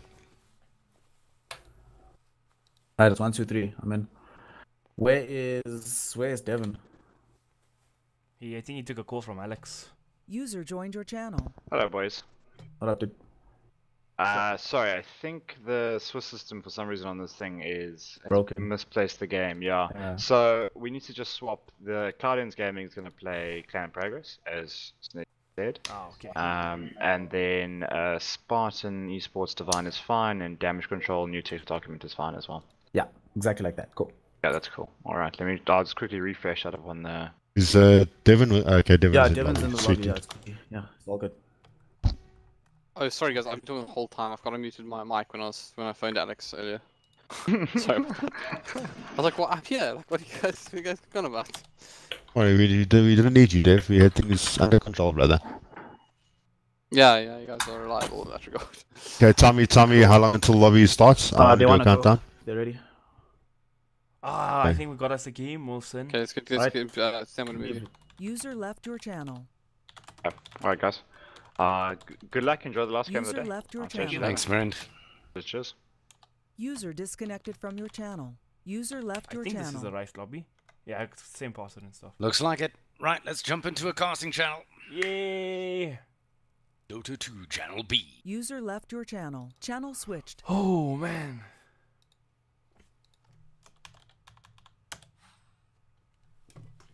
SNES, that's a smart chap figuring out the system when it's broken, you know? How to just pack my bags and go on home. So, just to be clear, this is CIP versus... Cloud's End. Cloud's End, okay. Good mess. A do or die game, Mr. Wilson. Filthy Frank or Mark Lele, just to inform you that Goliath Gaming are through. They qualified 3-1, so you'll see them in the main event. Your boy Kata will be there.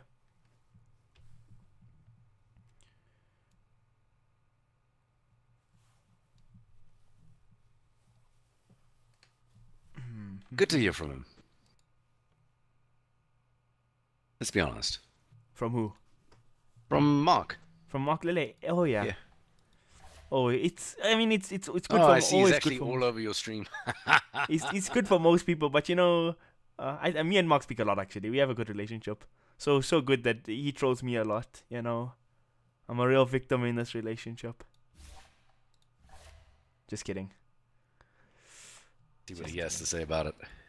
You'll start crying on stream now for sure. The king of the chat wheels, also the king of the wares.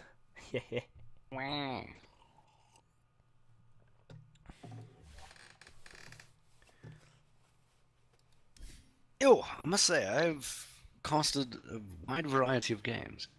I haven't casted the same team twice, I think. I'm trying to think now.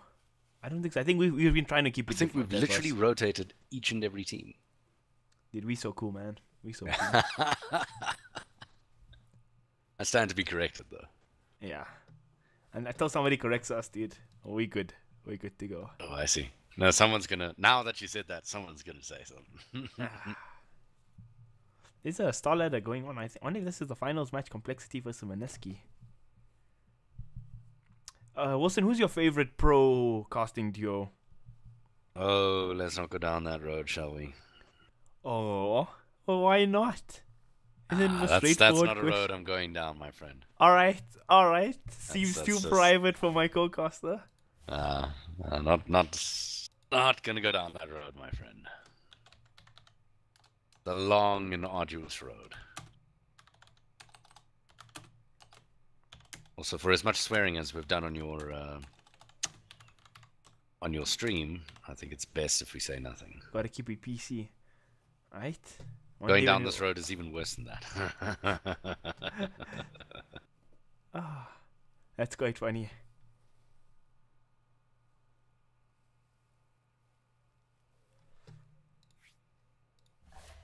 So we're still waiting for Cloudzen to actually show up to the lobby. Think they know they have a game? I don't know. I can't find Bump on my friends list, so I can't actually. Oh, wait, here's he. He's away. I don't think they're aware they have a game. Game, so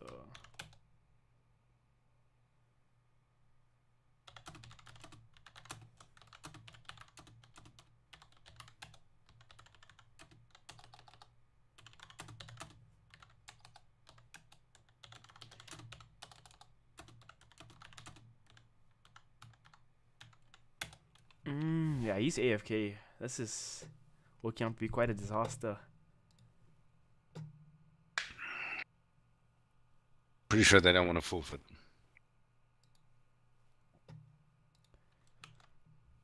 Yeah, I wonder if I have anybody else on there from them on my friends list.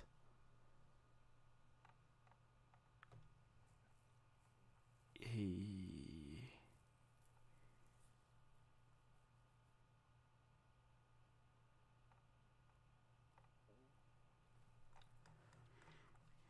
Are they checking the Skype group? No, they're not. Wilson, we got stuck with the disaster game.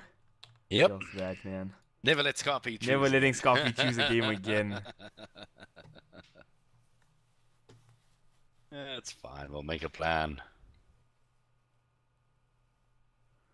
Alright, let's talk to Mark in the meantime. Mark, they lost to Jappa Stack, dude.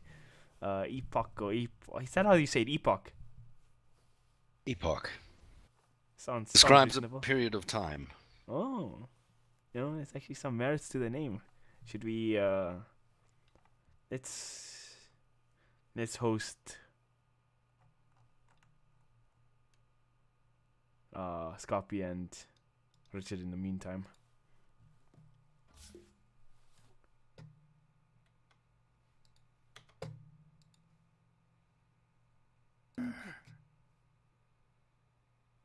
Buddy, can I ask you to please mute your stream?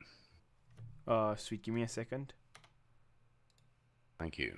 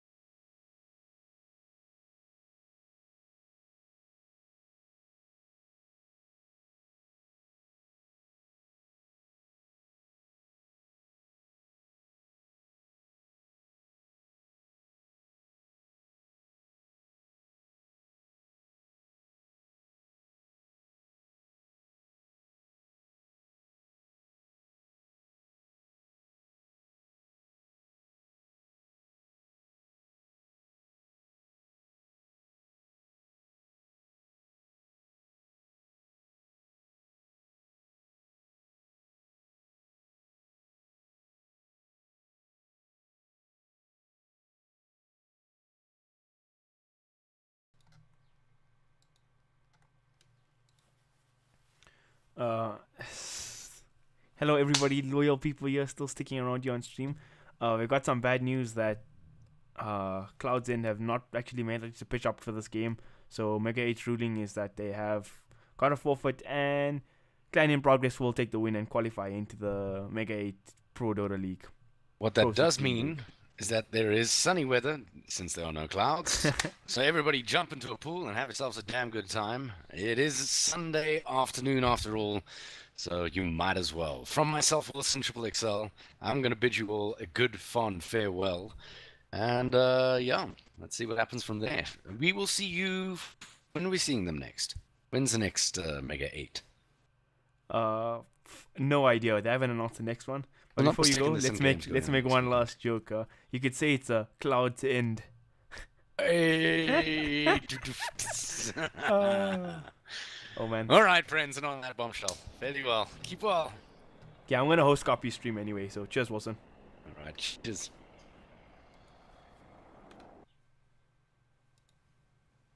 User left your channel. See if they can give us a response to that, but at the same time, Monkey King, he's having a alright time here on the bot. He's sitting with 35 losses, 57 losses.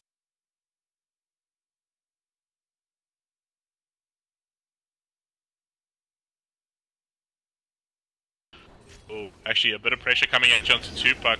There is insatiable, incapacitating bite off. Honestly, insatiable, of course, that's the ultimate. But a big jump forward. Oh, that's going to be enough to bring down the kill.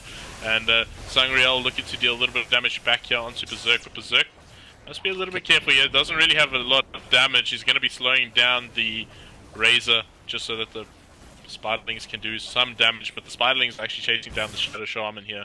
But meanwhile, top charges on, and they're looking for this Viper who could potentially be in a lot of trouble here. The bash comes through. That's and a bash on the back of that one should more than be enough damage, and will Alex will pick up that kill for herself.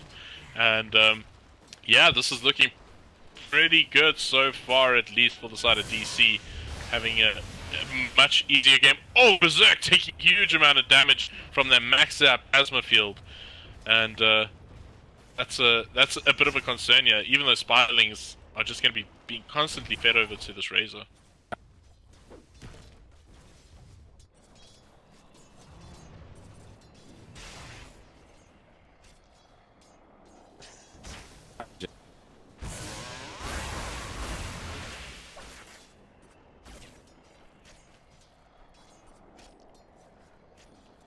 Radiant are scanning.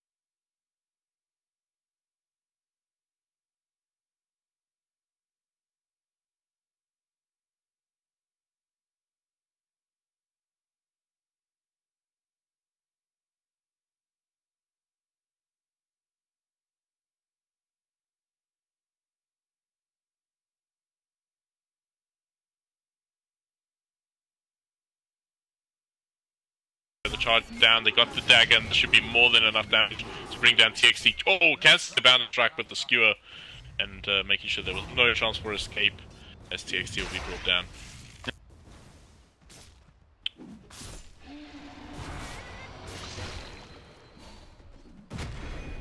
He's dead. Right. There we go. That's going to be a kill. Another one going the way of Alex, who's 2-0 already into this game. That's a major concern. Playing up against a PA, if you give him a good, give the hero a good start, you're going to be under a lot of pressure. TXT has actually TP'd himself right into this lane. No other heroes actually coming. So I wonder if he's actually going to find something here, or if he's just going to wait and see if the opposing side will back themselves on. But with the Empower, they could just clear these waves and secure this tower.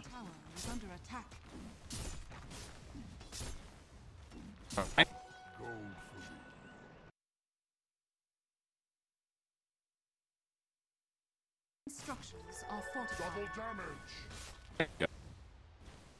Dire's top tower is under attack.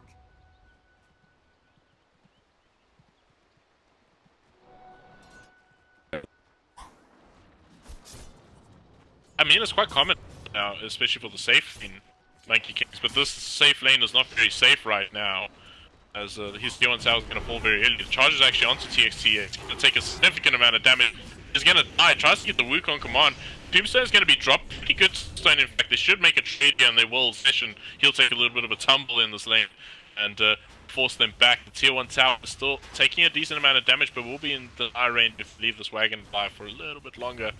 And there we go. They should be able to deny this one up. Alright, trade I suppose. They lost the Monkey King though. And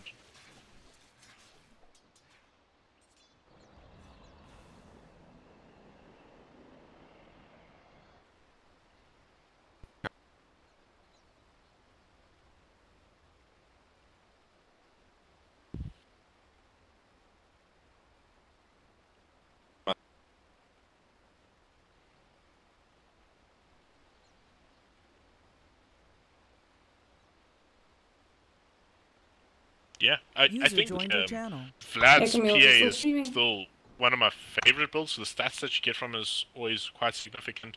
Your crypto also get something a little bit out of it. I mean, going for something like a Desolator, because you're building quite large items like the Mithril Hammers, they seem quite costly to get that little bit of extra damage. Only once it's complete is it really effective. But having a Vlad's is just effective for your entire team as well as yourself getting those extra stats. I like the build, and like you say, Synergy is fantastic with the Broodmother. And we have a bit of a DC, hopefully. We're going to have this game get underway shortly, and no major issues. But we'll see what happens.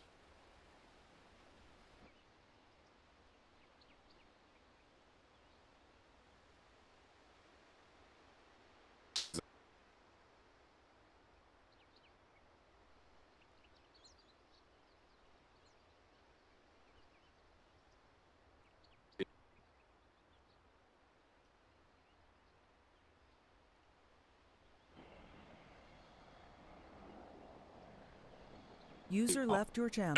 Oh yeah. This is the hey, can't see anything. the old concerns of the people going onto the stream, but this game's not being streamed, so it shouldn't be too much of a concern. Oh, sorry. Yes, okay, Twitch TV. Get there, subscribe, follow, do press all the buttons, all of them. Press all of the things. But I mean, let's maybe just touch on a few things here. The mid lane, I feel like this is going poorly for the Broodmother, but do you think they happy with just saying, okay, just keep the Razor there, and if he leaves, you take the tower, and they win the rest of their lanes?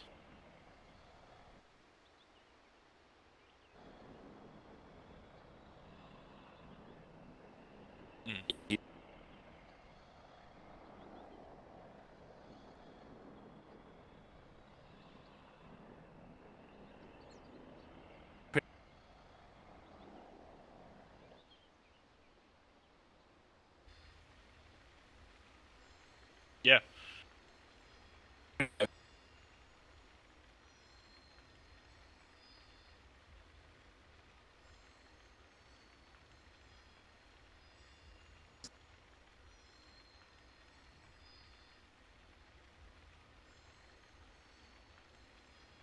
you think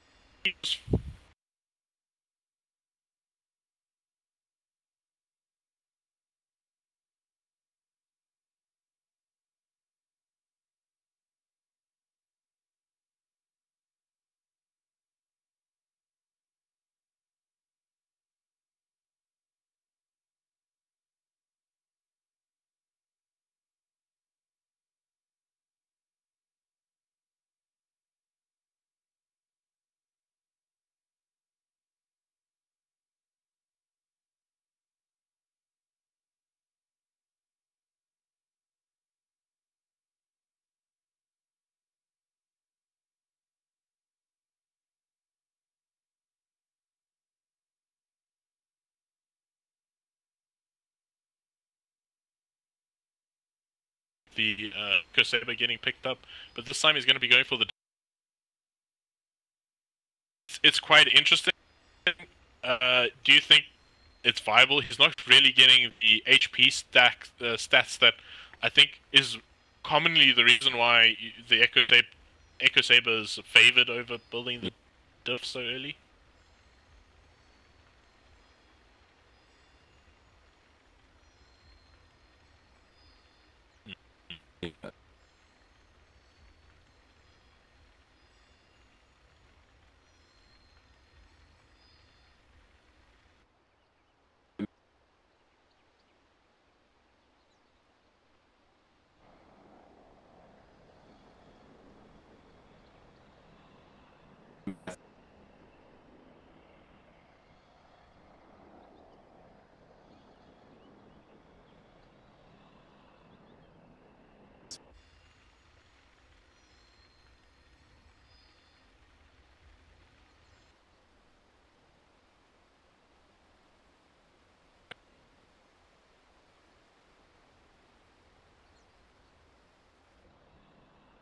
I mean, she's keeping comfortably up with the Razor, who's got, okay, tremendous amount of CS, but we look at the net worth of the hero, obviously getting extra farm, and both the Brood and the PA are not that far behind, in fact, so they should be very happy with their position. And the other thing is, their supports are 10, well, I want to say 10 times more wealthy, but like almost twice as wealthy as the opposing support, so I feel like the supports will feel a lot more comfortable in this game, and won't have that sort of challenge whether or not they should finish trying to get an item or buy a ward, and that usually often gives you that small advantage, especially as a support player, where you have to make these difficult decisions like, we need vision, but I also want to stay alive and not feed money over to the opponent, so I might need A or B item. So it's always something to consider when you have supports that are just making successful rotations like a Spirit Breaker.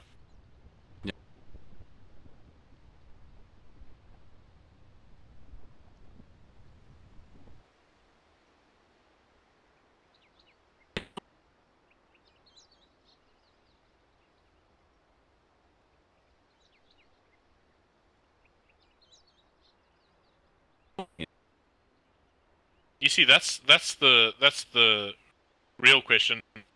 I think you like hit the nail on the head there as to what we need to know, because what items will essentially say, okay, we've spiking now, let's find some objectives. I mean, you're getting a 4-staff up on your Viper, that's fine.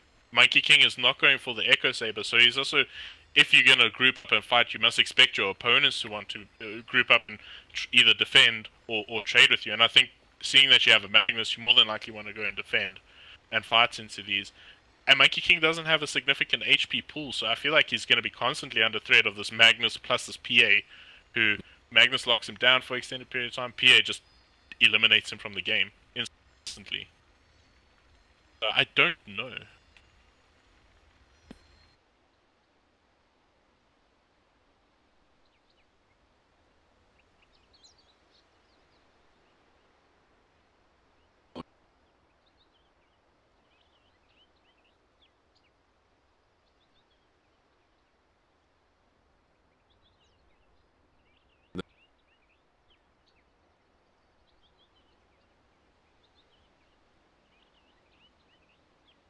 Yeah.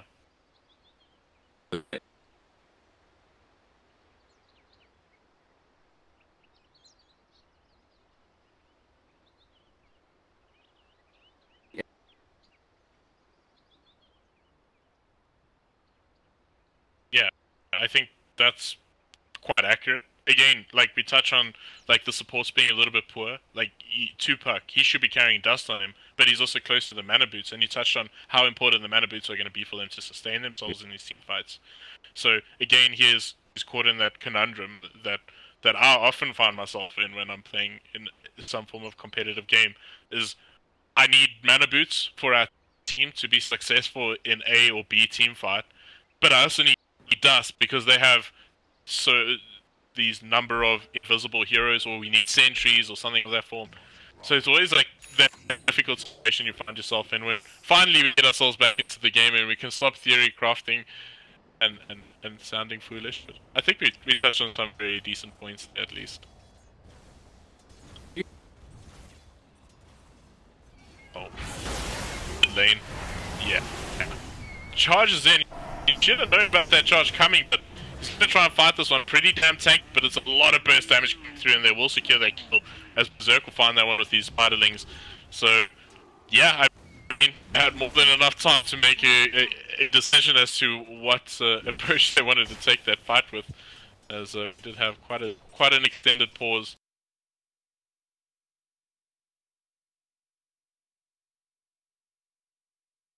This, his web like ran out on the edge. He was trying to go over the cliff, and he got trapped in the trees. That was the weirdest glitch I've actually seen, because he could run out, but he just kept on getting. It allowed him to go over the cliff, and then would cancel him from going over the cliff. That was odd, very odd.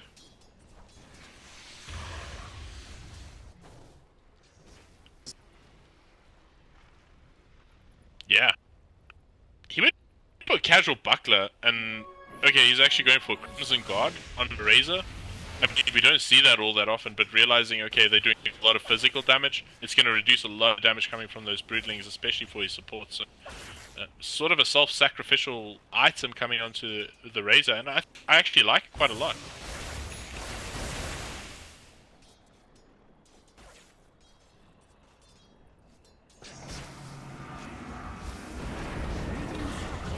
He's in trouble though. Charge is going to be thrown out onto him. Yeah, they're looking to turn this one around. It's epic for days. He is joining the fray. They do finally bring down Fenner on the backlines, but it's Berserk. He's given away a lot of damage over to this Razor, 224 to be exact. And in fact, they're going to find him in the tree lines here as they do drop the sentry, and this should be quite successful for them. It's Death Raven, who's actually joined the fray here, hasn't been able to make much of a change, and he's going to be able to keep himself out. No way to cancel that one. But a pretty poorly executed fight there for DC, making a bit of a slip.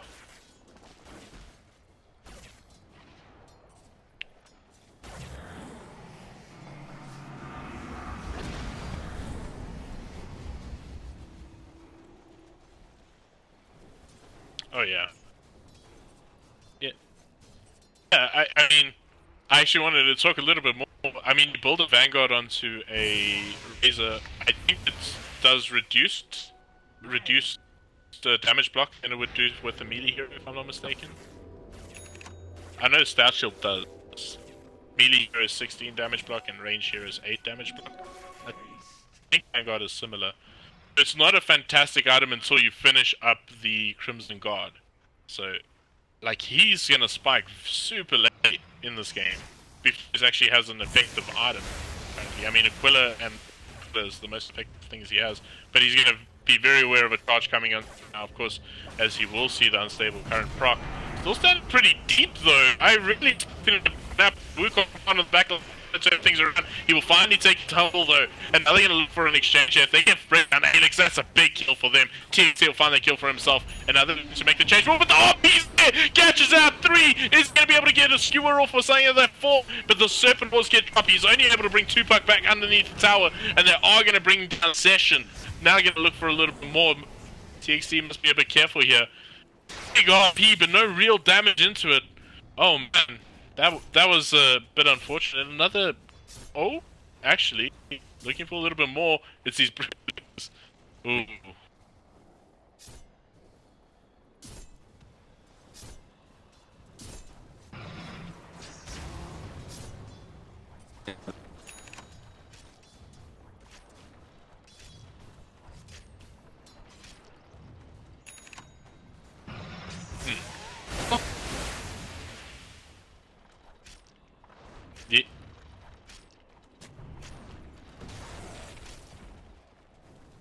Yeah, I agree there, and also something I want to touch on is I think they just baited with the Razor. They're like, okay, you're gonna die, but we're gonna try and make some trade kills here because they knew he was getting charged.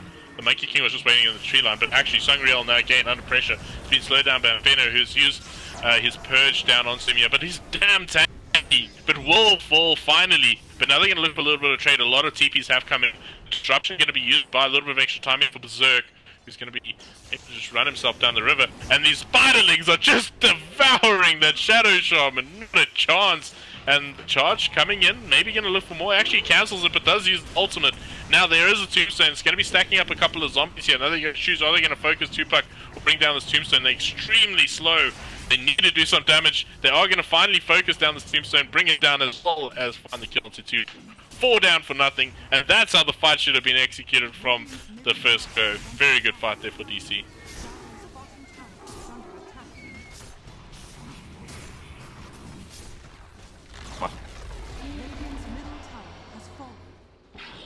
Dire's bottom tower is under attack. Radiant's middle tower is under attack.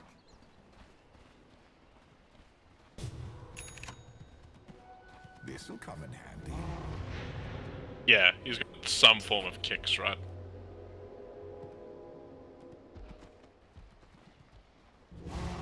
Yeah, as well as the solar crest.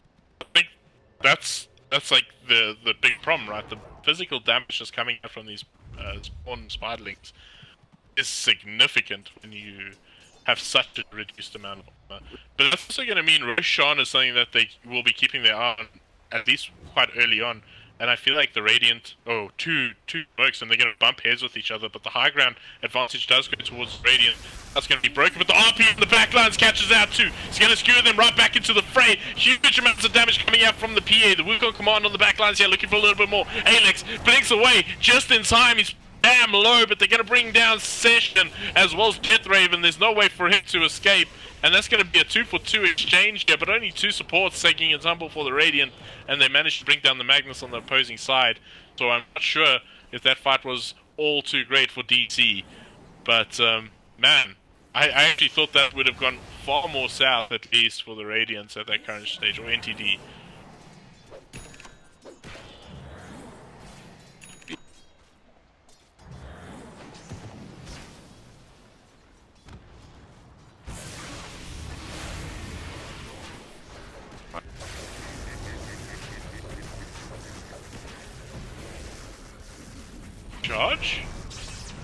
Charge? That's going to be the Spiderlings. A great skewer is going to bring down Epic for days, and they're going to be able to make a fantastic trade.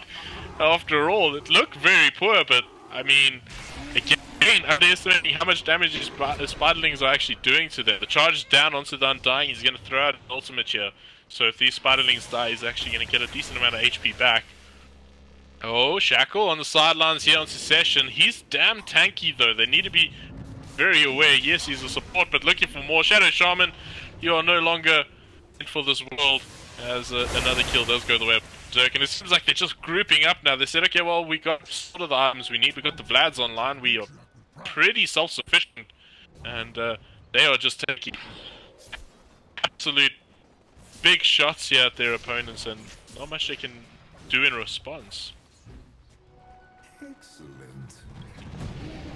Oh, skewer charge, and that Viper's in the wrong part of town. Oh man, just walking into the wrong parts of town there. And the vision is very average, I'd say, for the. They got one ward that can sort of give them vision, one on the high ground in the top lane, but that's not really. Yeah, I mean, if you have a ward there, shouldn't you just be pushing out top? Like, force a fight on top because you have a vision advantage? But anyway, they finally are doing that, but fighting in the mid lane against this Broodmother is sort of forced upon them, because if they leave, they're going to trade now tier 1 tower for potentially a tier 2 tower. This Brood is just eating away at this tier 2 tower, in fact. Huh. I mean, I think he's doing it, right? Like, it's still damn good. Like, the miss chances are fantastic because the three major cores are relying on their right clicks, as well as other implications, like the amount of damage. The supports like a Shadow Shaman can't walk to the front line and try and lock down one of the cores because the Radiant's just going to kill him. So, I like it.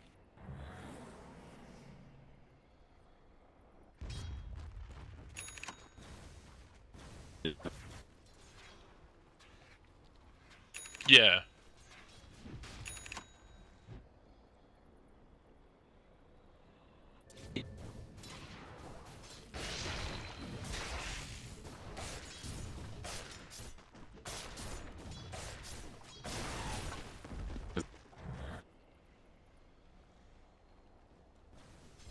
Radiant's middle tower is under attack.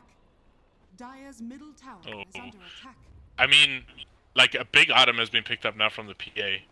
Well, they're actually trying to hunt this broodmother, but this is a difficult kill. They're gonna actually pop 2 dusts? Was that 2 dusts? What? Okay, it was the 1. Alright. But, I mean, dust thrown away. That's pretty interesting. I want to talk about another item progression. Of course, PA picks up the Deso, but looking at the Vipers going for the Maelstrom, that's not what I expected. Okay, meanwhile, top lane, it's actually going to be Sangreal, who's in a lot of trouble, but Wukong command on the backlines here. Alex is going to be able to blink himself up, but it's not enough. He does get brought down, and that's going to be TXT who finds himself the kill. Now keeping up a bit of a chase here, jumps forward onto Death Raven. Death Raven still a skewer, but they're going to get the shackle on the backline here onto Session. Session, I don't imagine a way for him to survive this one. He doesn't have the charge, as it was caught while charging by the Shadow Shaman. Good work by him, and a fantastic fight this time around for NCD.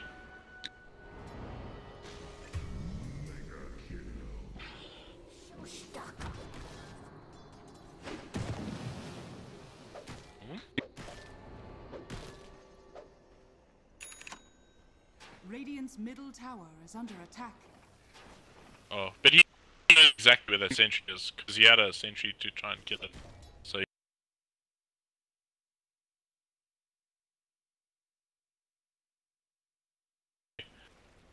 think you're going to be right.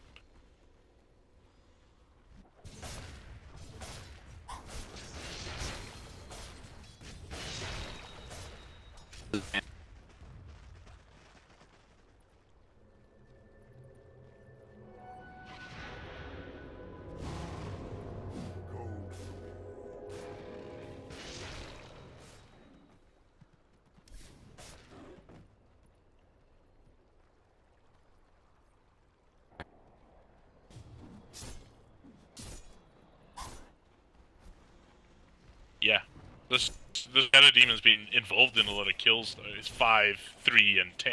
Found 5 kills for himself. That's pretty nice when you're not playing on that support role.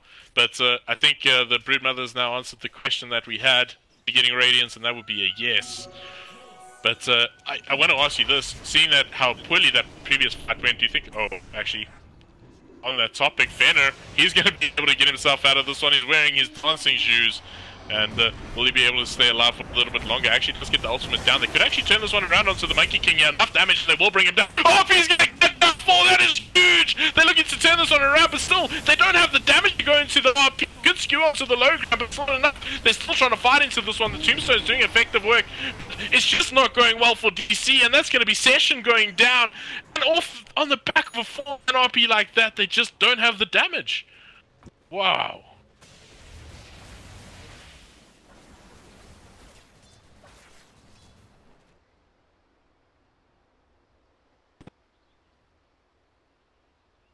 Dire's middle tower is under attack. Dire's structures are fortified.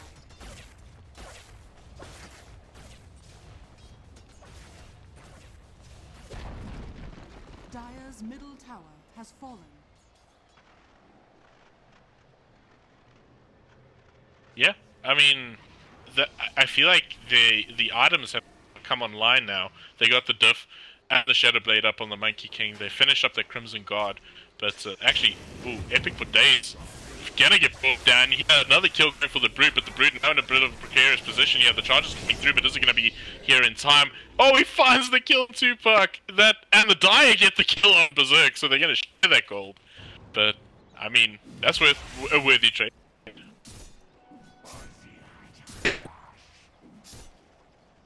Hang on a moment. He is on the Dire.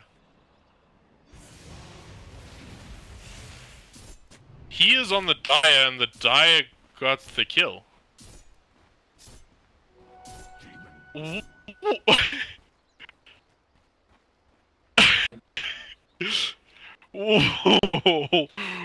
What just happened? I will revert to my analytical caster to tell us exactly what happened there. Go ahead, Richard. You have the floor.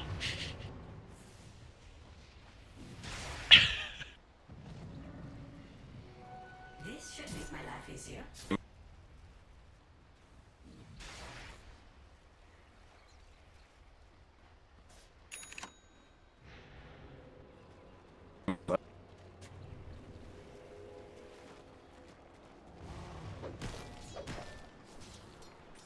I have to open it up and check it again. Yeah, the high... Alright. We've got to send this one to Icefrog because there's definitely something wrong. I'm curious now as to who got the gold for that. If the Dire get the kill, then the shared gold goes to the Dire, if I'm not mistaken. Is it an abusable bug that we just discovered? Okay.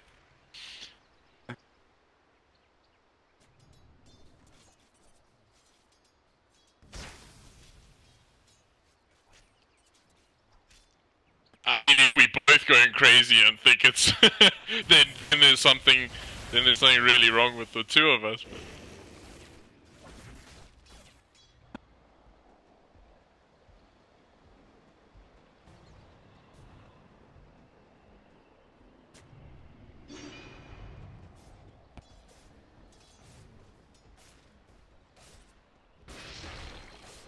Yeah, I suppose that's the inverse factor, right? Like, the supports have just invest so much money into support items like sentries and dust that they sort of fall behind the opposing side. And if you're not winning the team fights, then all of a sudden that inverse factor that is here sort of starts winning you the game. So I'm actually interested to know. This brother hasn't even considered going towards a Roche, but instead of just pushing out bot lane as you would do if you're playing a Brood. But they are very capable of bringing down a Roche. Do you think they're going to look for a team fight in which they're going to come ahead, maybe wait for the PA? PA's actually got the BKB now, so I think they're in pretty decent fighting condition, or do you disagree there? Apologies, interrupt you. TXT is going to be caught out here. Great skewer coming out from Death Raven, as well as the charge, and there'll be a kill going for Death Raven, who's doing extremely well. He's actually got an Echo Saber that's going to be flying out to him pretty soon, as well as a Blink and a 4-star, so he's pretty happy. But back to your points.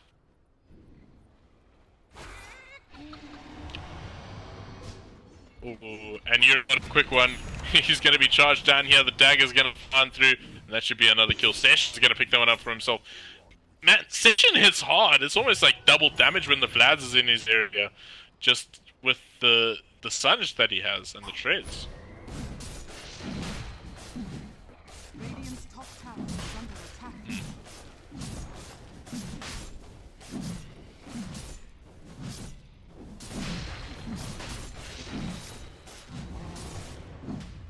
Radiant structures are fortified.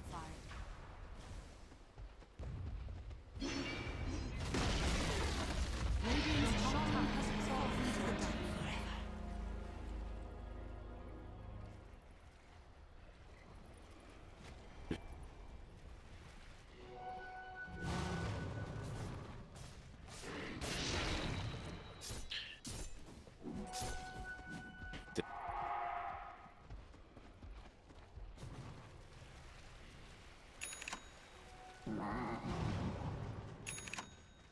Yeah, absolutely. I do agree with you there.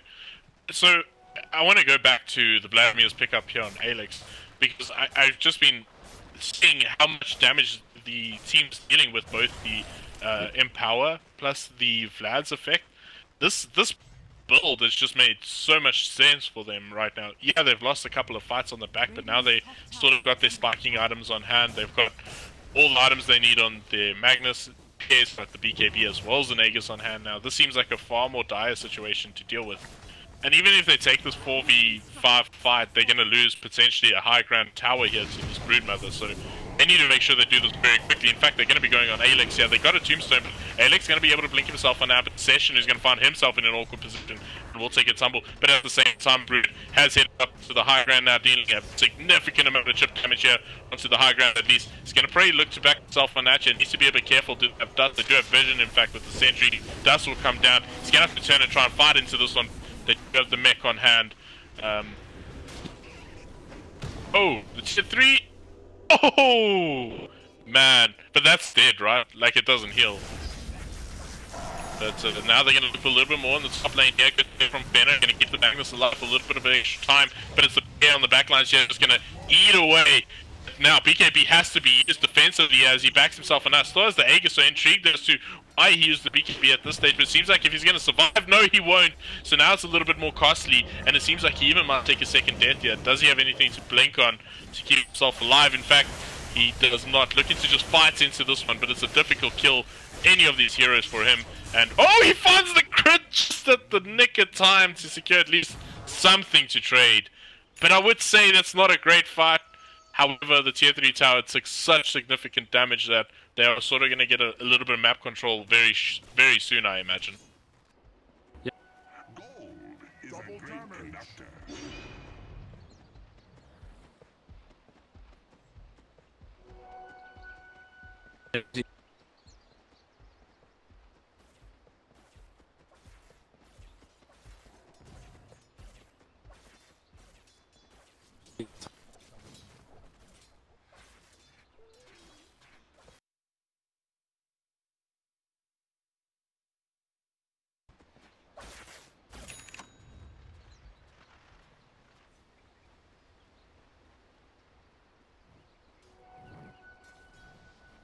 Well, we just had a solo smoke on the Shadow Shaman. I think he's going to use this to try and get some vision down, at least into the enemy's jungle, to buy them some space. Of course, like we touched on, this tier 3 tower is very, very low, and that could potentially cost them their shrines very shortly. And Broodmother's fantastic at bringing down shrines with just the broodlings.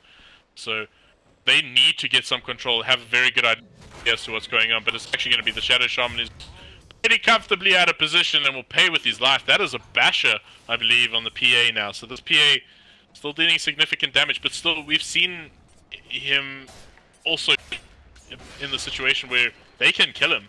He still doesn't really have the HP pool to survive. He needs his team to start working together, but we'll see what happens here. Meanwhile, Brood doing Brood things and looking to deal some significant damage to this tier 2 tower, at the same time pushing out bots.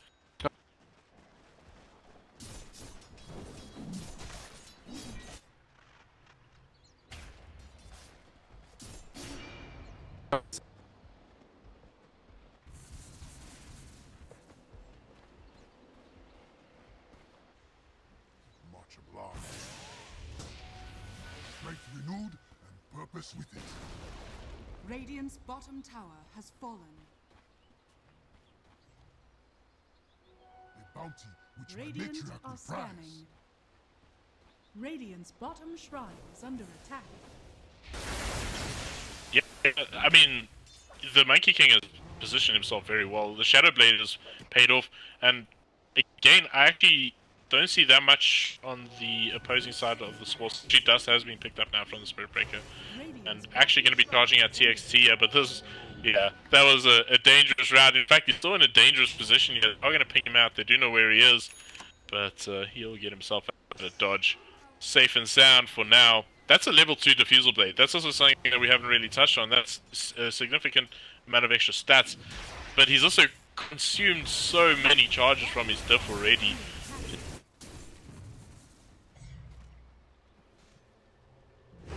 Radiant's bottom shrine has fallen. Oh man, he's so slow. The diff. Will it be enough? It will be more than enough, in fact, as they find themselves that kill, and maybe a few more kills to go their way here, as it's going to be the PA trying to get herself an out. Won't be able to TP in time, as well as the Magnus being brought down. Now, will Alex, as well as Fenner, be able to push the spot lane in and see if they can get the tier 3 towers down, and maybe trade Araxia, but they should be able to TP back, right? 1 TP on the Shadow Shaman. Radiant's bottom barracks are under attack. Dire structures are fortified.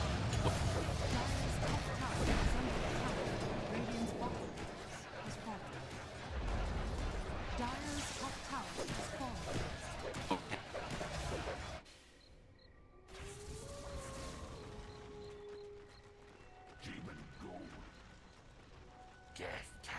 Yeah. Dire's top tower is under attack.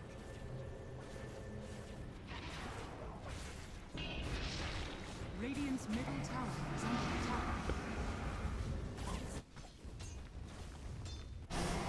Oh, it looks like they might find themselves build disruption. Charge not going to be on the mark yet. As he's trying to TP himself on that. No, he won't get away with that one. That would have been ridiculous if he survived that. But they have successfully dealt a bit of chip damage to the tier 3 tower. Yes, they lost Rax, but it was only a range Rax, so it's not the end of the world. The melee Rax is going to heal up the little bit of chip damage that it did take. So the lanes aren't going to be that much of a problem of lane pushing in as if it were to be the melee Rax fall. That would have been a far bigger problem for them, as they'd have to always deal with that conundrum of the bot lane constantly putting pressure on them to, we need to get back to the base and hold on to this, because you're playing against a brood, you can't afford to take too much chip damage. But they're fine for now, I assume.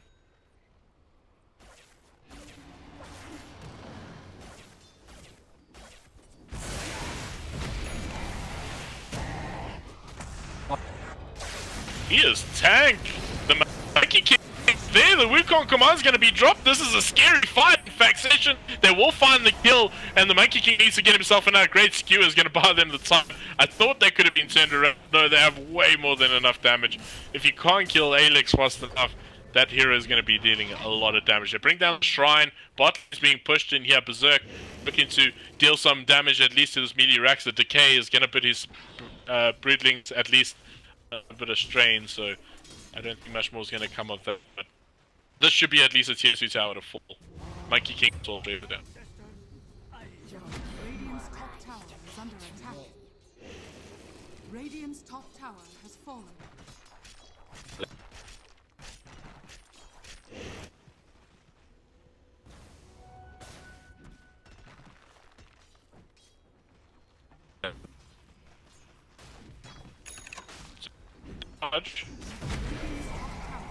Charge is down onto Tupac, taking significant damage as the ultimate is also going to be committed here. He's going to drop the tombstones, they're going to force him to back themselves on that. But meanwhile, in the top lane, they brought down the tier 3 tower looking for a little bit more. They also killed Epic for days in that situation, and this will be at least a lane of Rax for them. There's no... is there any buybacks on hand for the opposing side? There is only on the Razor, but the Razor's up in 6 more seconds, and they finally get to Tupac. They'll find the second set of Rack, and in fact the mid's going to be under pressure now. They need to get themselves back in here. There's no more buybacks any of those heroes. This is going to be Megas. Oh, fantastic skewer. Oh, big balance strike there, as well as the Monkey King getting the ultimate off, but is going to be dealing enough damage here. Session, he's the only one taking any form of damage currently.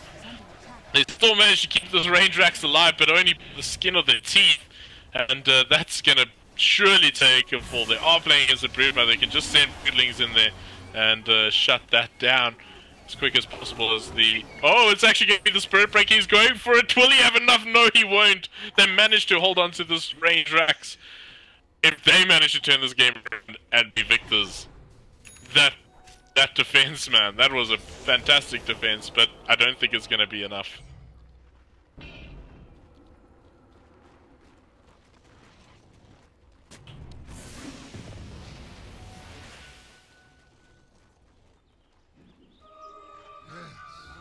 This will do just fine. Regeneration.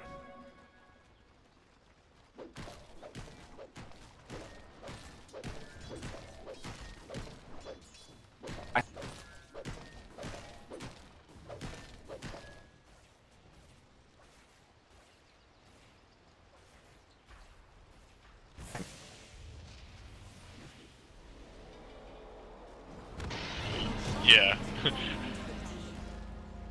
I want your input on this. Do you think the Monkey King is saving up to go for that YOLO item, or do you do it just like Boundless Strike with the rapier on hand and just kill all the supports, or is he just going for the MKB?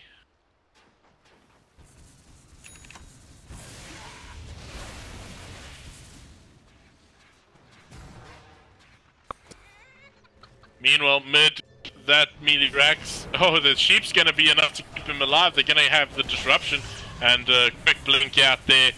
And they still haven't been able to bring down that melee Rax as of yet. Charge gonna be cancelled here, as it's actually the Razor just hunting down Fenner.